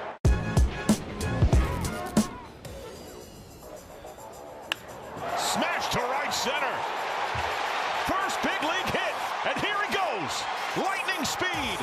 De La Cruz up to second. A stand-up double. That was 112 off the bat. Ladies and gentlemen, welcome to the show. This kid is electric. First career double, first career base hit.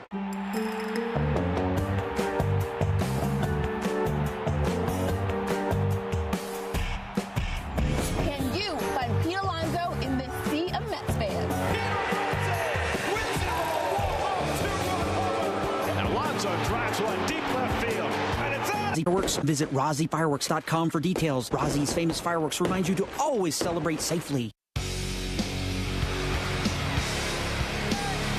Changes for the Reds beginning on the mound with the left-hander Brent Suter taking over. Call to the bullpen presented by Smoke Justice. Smooth bourbon, smoked meat, Smoke Justice. That call goes to Brent Suter. Suter comes on with the Reds down 4-2, but the Reds are right back in it. Pete Crow Armstrong takes a first pitch fastball that hangs high for ball 1. Suter's on for the 26th time. No record, 3.97 ERA. Crow Armstrong grounds it weakly right to Candelario at first. He'll step on the bag for the out. 1 down here in the Cubs' 8th inning. Other changes for the Reds. Tyler Stevenson takes over behind the plate. And Stevenson will hit in Blake Dunn's spot. Stuart Fairchild will move from right field to left field. And Fraley's in the game in right.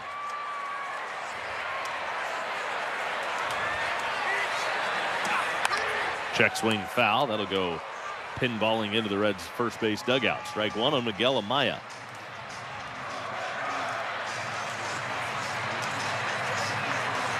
Five 2/3 innings for Carson Spires is a new career high. Fastball misses upstairs. 1 ball and 1 strike. Tell you what, Spires did an excellent job. I thought he threw the ball great. Fouled off. 1 ball, 2 strikes on Miguel Amaya. That's some adversity that he was able to work through a couple different times. And that's coming out of the bullpen with runners at second, third. He got both batters and stranded both runners.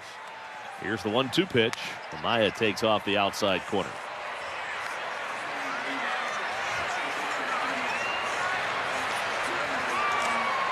I have him as stranding 7 base runners today. The pitch is fouled off to the right side. 2 balls, 2 strikes on Miguel Amaya. Nobody on, 1 out.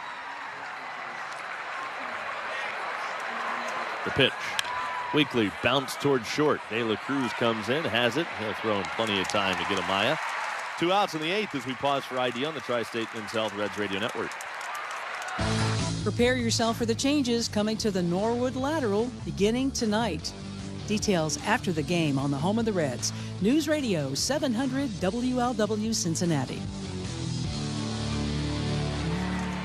Nobody on, 2 outs. Back to the top of the order in the left-handed hitting Mike Tauchman.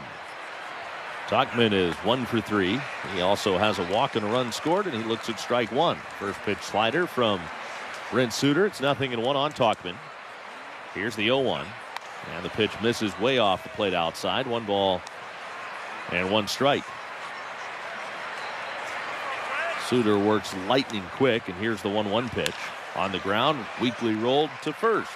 Candelario gives it up to the pitcher covering, and that is a 3-up, 3-down inning on 3 very soft ground ball outs.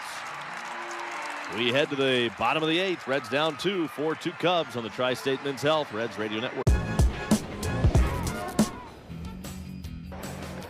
There's a ball driven in deep left field, up and gone to the home run port.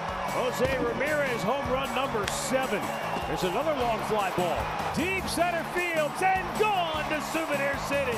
Career home run number 200 for Jose. Right field, Ref Snyder back. He's going to wave goodbye. It's the first 3-homer game in the career of Jose Ramirez.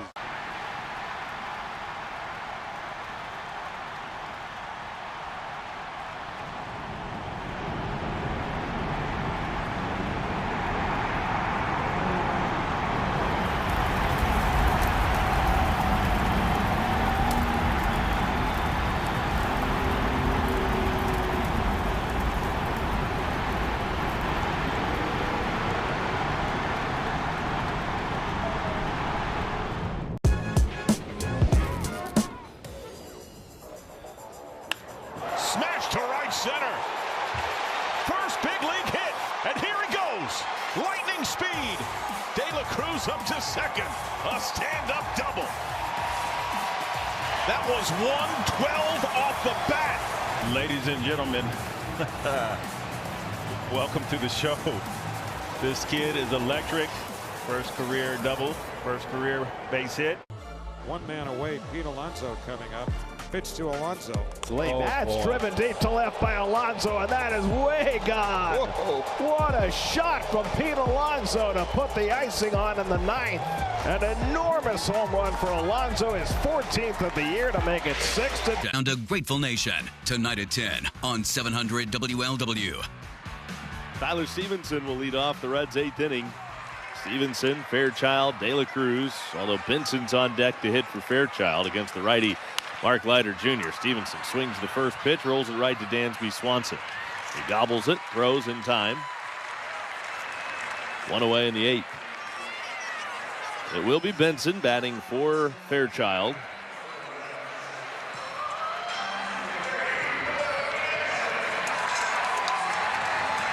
Get mealtime inspiration at LaurisLeanBeef.com. All natural with no added hormones or antibiotics. Laura's Lean, the official beef of your Cincinnati Reds.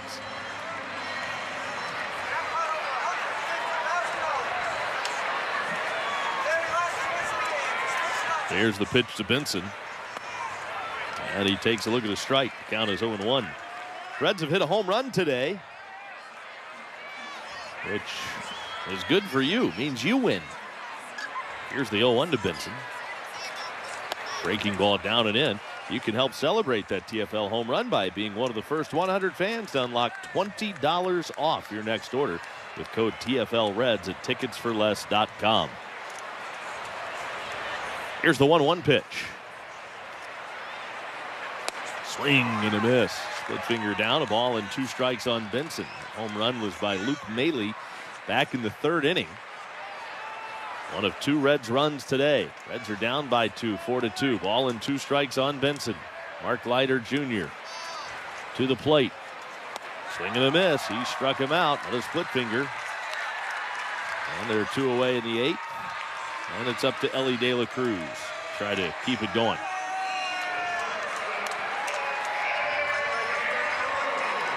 Ellie is flied to center, flied to left, and popped to first. 0 for 3 this afternoon.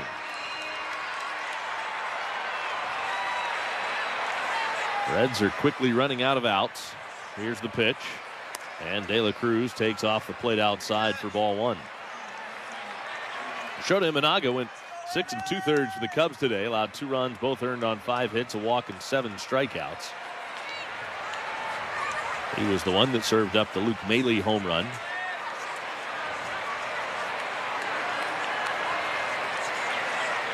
The 1-0 pitch to Ellie. Way outside. It's a 2-ball, no strike count.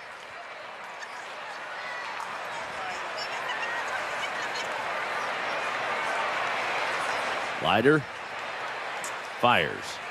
Breaking ball. That's in there for a called strike. That's a good pitch. A little slow curveball. 2-0. Starts way up out of the zone and just kind of rolls right in there. 2-1. Ellie waits the pitch. Check swing, and he went. Now it's a 2-ball, 2-strike count. If he saw the split finger there, he's going to see it again.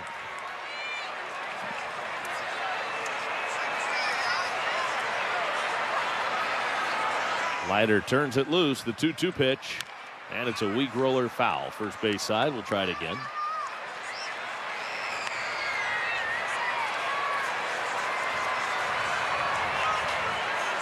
Still 2-2. De La Cruz wanding the bat over the plate. He spoiled the split finger on that pitch and now waits on the 2-2. Here it is, and he lays off the split finger in the dirt here.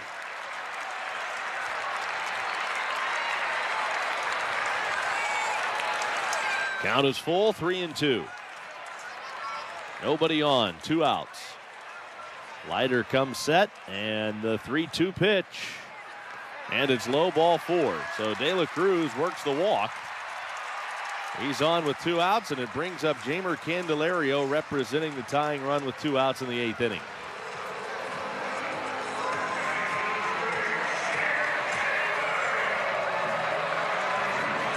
Candelario extended his hit streak with a home run yesterday. That was in the first inning, his first at bat. Now he's got a chance to extend the hit streak here.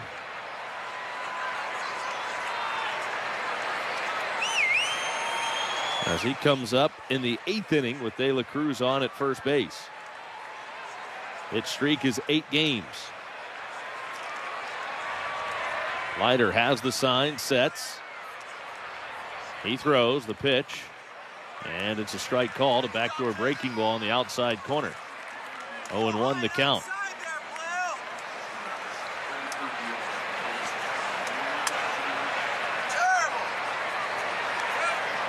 Leiter has the sign, readies, runner at first base, 2 outs. Leiter's pitch, and there's a ground ball hit sharply on one hop right back to the pitcher. He will field it and flip to first to get the out. The side is retired. Can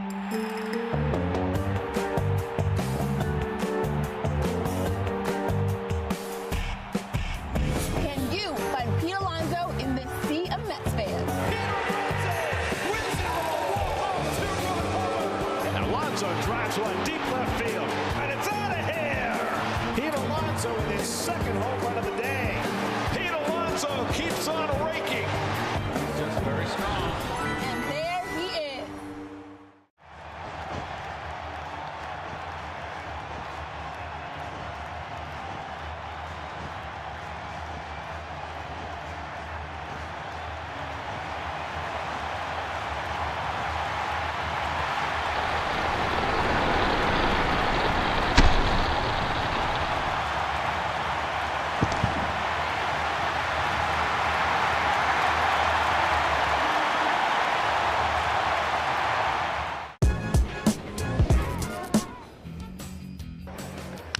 Here's a ball driven in deep left field. Up and gone to the home run port. Jose Ramirez, home run number 7. There's another long fly ball. Deep center field and gone to Souvenir City. Career home run number 200 for Jose. Right field. Ref Snyder back. He's going to wave goodbye. It's the first 3-homer game in the career of Jose Ramirez. Now it's time for Eyes on the effervescent Hefeweizen today. Christian Moerlein Brewery, Cincinnati, Ohio. Please drink responsibly. When do you like to listen to Scott Sloan? I listen when I need a good laugh. I like to listen when I'm wearing my happy pants. Me and my girlfriends like to listen and drink mimosas. I do that too. Scott Sloan, Monday morning at 9 on 700 WLW. And check out his podcast on the free iHeartRadio app. Reds will make another call to the bullpen. This call to the bullpen presented by Smoke Justice. Smooth bourbon, smoked meat, Smoke Justice. And that call will go to Buck Farmer. So Farmer into the ball game to pitch. Will Benson stays in the ball game. He is in left field.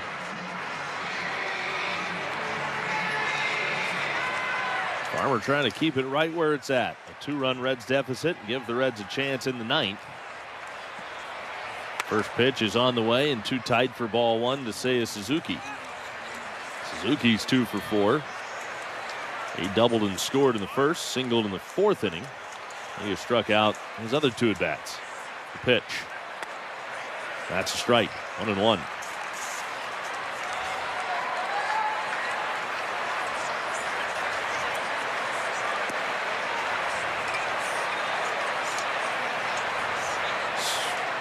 Farmer's pitch. Broken bat ground ball up the middle. Diving for it is Indy. It goes just off the tip of his glove and rolls into short left center field. That'll be a base hit.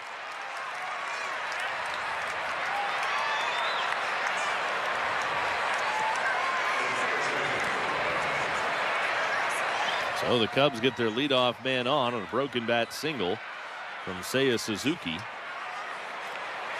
Cody Bellinger will be the batter with 1 on and nobody out.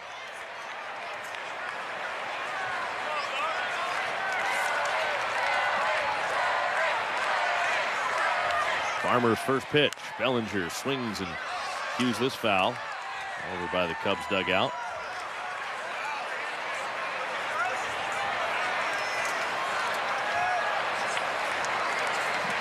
Oh, and 1 on Bellinger. Farmer, a high hold, picks to first, and Seiya Suzuki's easily back safely. Frankie Montas started this game for the Reds. It was an abbreviated outing, an inning and a third. Allowed 4 runs on 5 hits with 3 walks, a couple of strikeouts.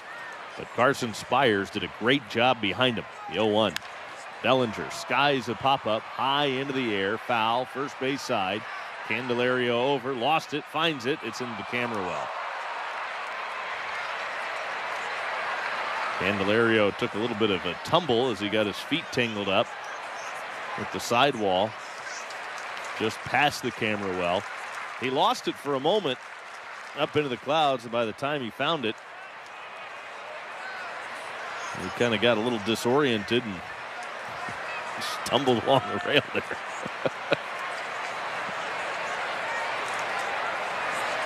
Whoops. 0-2 on Bellinger. The pitch just popped into the air. Shallow left. On in a hurry is Benson, but he won't get there. It's down for a base hit. Bellinger just kind of serving one out there down the left field line and drops it in for a hit. Back-to-back singles here in the Cubs' 9th inning.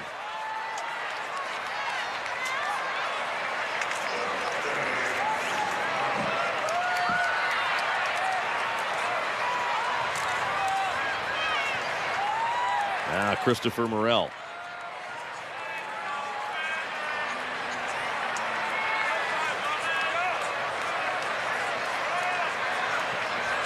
Pitch.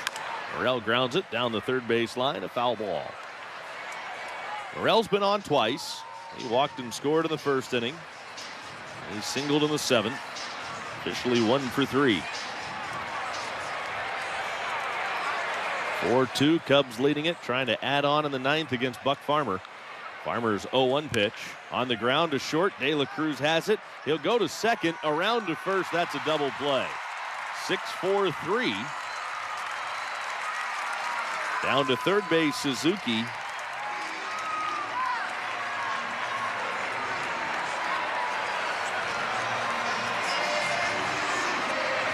And instead of getting the lead runner, he gets the double play.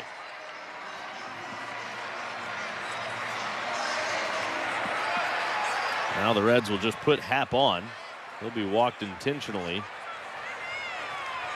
That'll put runners at the corners with 2 outs, and the batter's Dansby Swanson. Swanson has really had a nice few games here against the Reds. Didn't do anything against the Reds the first game of this series on Thursday. But the last 3, different story. He is 6 for 12. 2 for 4 today. Single, a double. Last time up, hit into a double play. The pitch. Swanson takes off the outside corner for a ball. It's 1-0.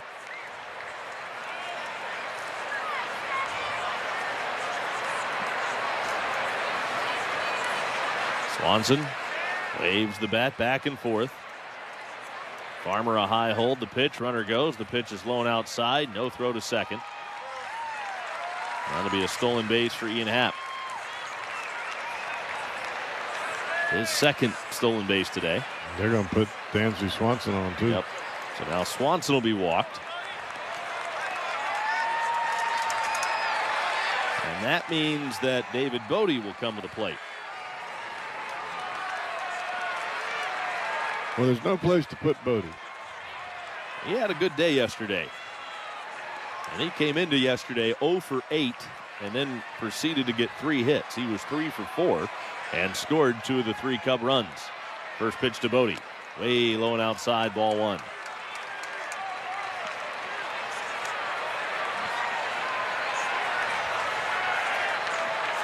Suzuki's at third, Happ's at second, Swanson at first. 4-2 Cubs, 9th inning.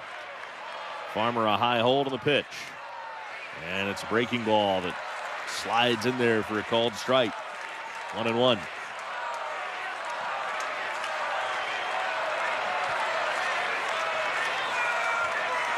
Farmer to the plate. The 1-1.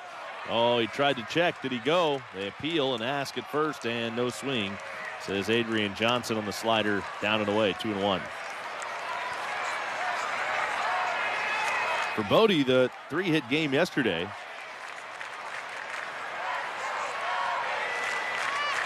It was his first 3-hit game since August of last year at Detroit. 2-1. Hammered foul. I mean, that is way back there into the upper deck. The folks up in that part of the ballpark never anticipated to see a foul ball. I can promise you that. Well, especially one with that kind of exit velocity. 2-2. Wow. The pitch. And it's a changeup down. Bodie lays off. Oh, boy. So now everybody's going to be off of the pitch.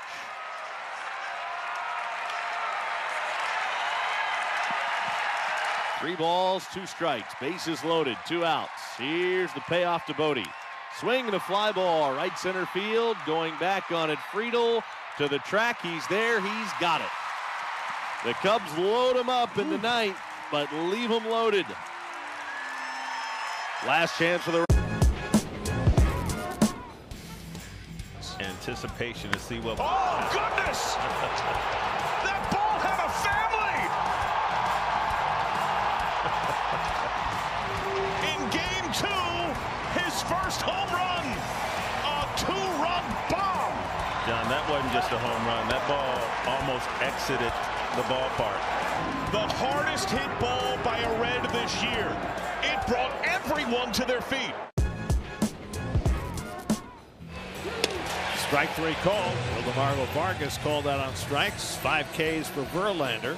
250 victories for Justin Verlander, the most of any active pitcher.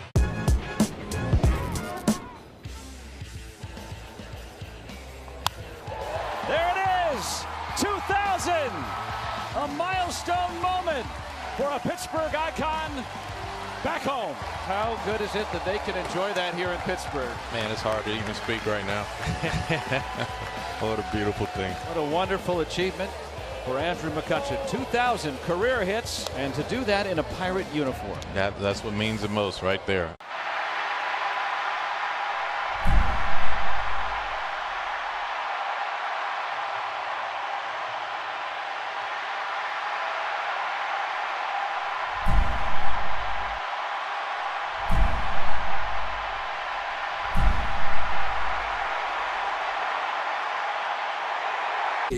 Let's create great dishes together. Champion Windows and the Cincinnati Reds are teaming up to give you a home run deal. Right now, we're offering 35% off windows, sunrooms, and siding. And for a limited time, Reds fans can get an additional $1,000 off a sunroom using promo code GOREDS. Call or schedule your free estimate online at championsavenow.com. It's extra innings after the game on 700 WLW. Well, Hector Neris has come out of the Cubs bullpen. It does not appear that he's very happy with the mound, so he has asked the Reds ground crew to do a little landscaping, if you will. Well, the Reds are going to have a chance here in the 9th inning because Hector Neris has not exactly been fail-proof for the Cubs this year. See if the Reds can do something against him. We'll check some scores around baseball while they get the mound fixed. Scores around the league brought to you by FanDuel. Swing for the fences and join FanDuel today, official partner of the Reds. Pirates and Twins are tied at 4 in Pittsburgh. Bottom of the 9th inning there at PNC Park. Royals trail the Mariners 3-1. Bottom of the 8th inning in Kansas City. Cardinals have a 5-0 lead on the Rockies. That game's in the bottom of the 8th inning. The Nationals are up 8-2 on the Braves. They've played 7 so far in our nation's capital. White Sox are at home against the Red Sox. That game's tied at 3 in the bottom of the 7th. Astros and Angels are scoreless. Diamondbacks have an early lead on the Padres, 1-0 in San Diego. Top of the 2nd, Oakland. No score, Blue Jays and A's. Earlier this morning, over across the pond in London, the Mets scored 3 times in the 9th inning to beat the Phillies, 6-5 final count. How about the Tigers? They walloped the Brewers 10-2 today in Detroit.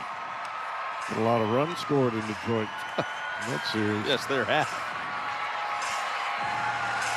Rangers 7-2 winners over the Giants, and the Guardians over the Marlins 6-3. They've about got the mound all doctored up, ready to go. Hector Neris hasn't thrown his warm-up tosses yet, so he's still got a little ways to go. Cheer on your Reds as each strikeout means a donation to the Free Store Food Bank, thanks to Kroger's Zero Hunger, Zero Waste program. Join us in ending hunger at thekrogerco.com. Well, they've about got the mound ready to go, but they still don't quite have it ready just yet.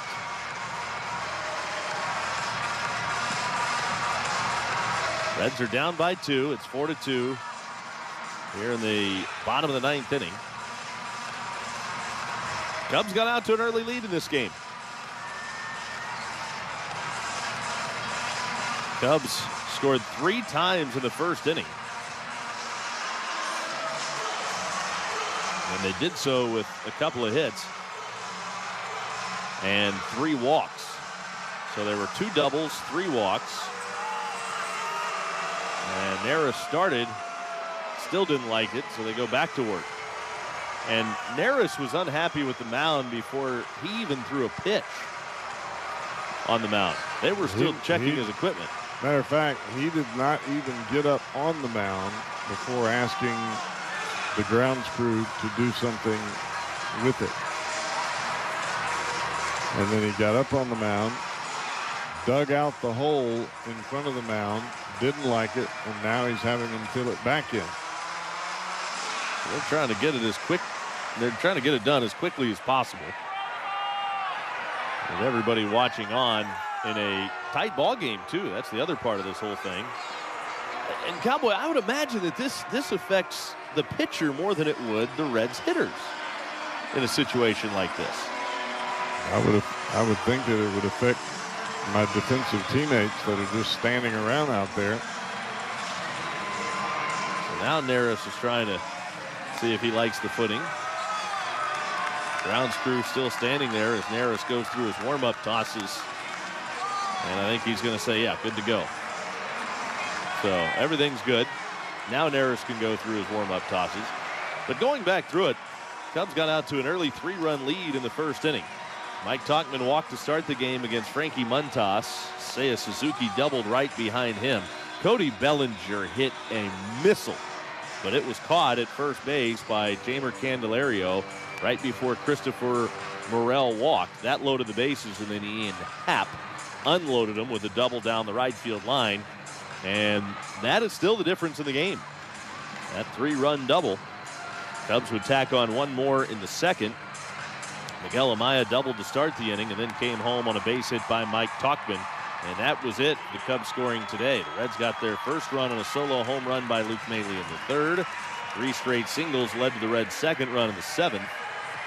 And that's where we're at right now with the Reds down by 2, 4-2 here in the ninth. 25th appearance for Hector Neris. 6-0 record, a 2.74 ERA. Does have a couple of blown saves this year. Spencer Steer standing in. Steer has a hit today. 1 for 2. A walk and a single and a run scored. The pitch. Steer takes down and away, ball 1, 1-0. The hit for Steer in the seventh, just the second hit of the series. Although he just missed a double earlier in the game. Smoked one down the left field line. The pitch. Steer swings, fouls it back, and the count is even now. 1 ball, 1 strike. And when I say just missed a double, that ball was about an inch foul, if that. 1 ball, 1 strike. Neris stares in, gets the sign. He's ready. The 1-1. Steer swings and fouls it back. 1-2.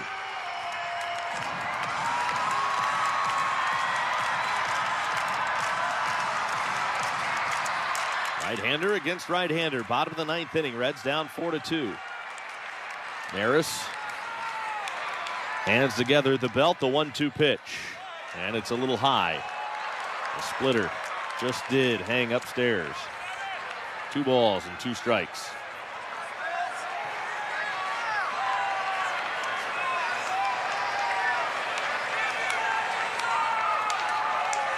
Neris delivers. Swing and a miss. He struck him out. Fastball for strike 3. Steer is the first out here in the ninth inning. Now Jonathan India will hit. This copyrighted broadcast is presented by authority of the Cincinnati Reds and may not be reproduced or retransmitted in any form. And the accounts and descriptions of this game may not be disseminated without the express written consent of the Reds. This copyright reminder is provided by Dinsmore, the official legal counsel of the Reds. The pitch is high and in, but called a strike. First pitch slider to Jonathan India, and the count is 0-1. The 0-1 pitch. Fastball just misses off the outside corner. 1 ball, 1 strike. India has a hit today, singled in that run-producing 7th inning. The 1-1. India fouls it back. He's behind in the count, 1-2.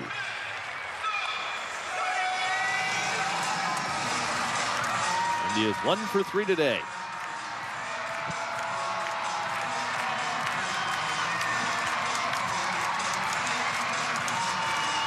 Reds need a base runner to have a chance. Neris delivers the 1-2. Swing and a miss. A little fastball by him over the outside corner. Back-to-back strikeouts for Hector Neris. 2 gone in the ninth. Now Santiago Espinal is the Reds' last hope today.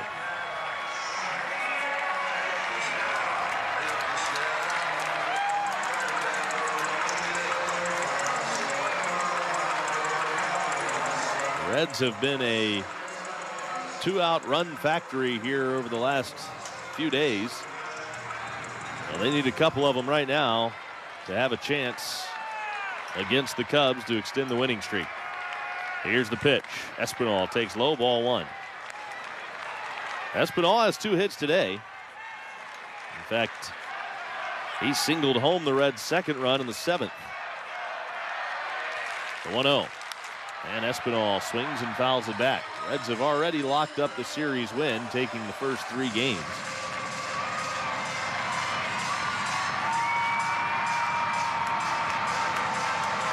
It is awfully difficult to sweep a 4-game series. No kidding. 1 ball, 1 strike. The pitch. Espinal pops it up, foul, first base side, near the Reds dugout. It'll be out of play into the first row behind the dugout. In fact, when you look back in history, going all the way back 40 years, the Reds have only swept 1 4-game series against the Cubs, and that was in 2018.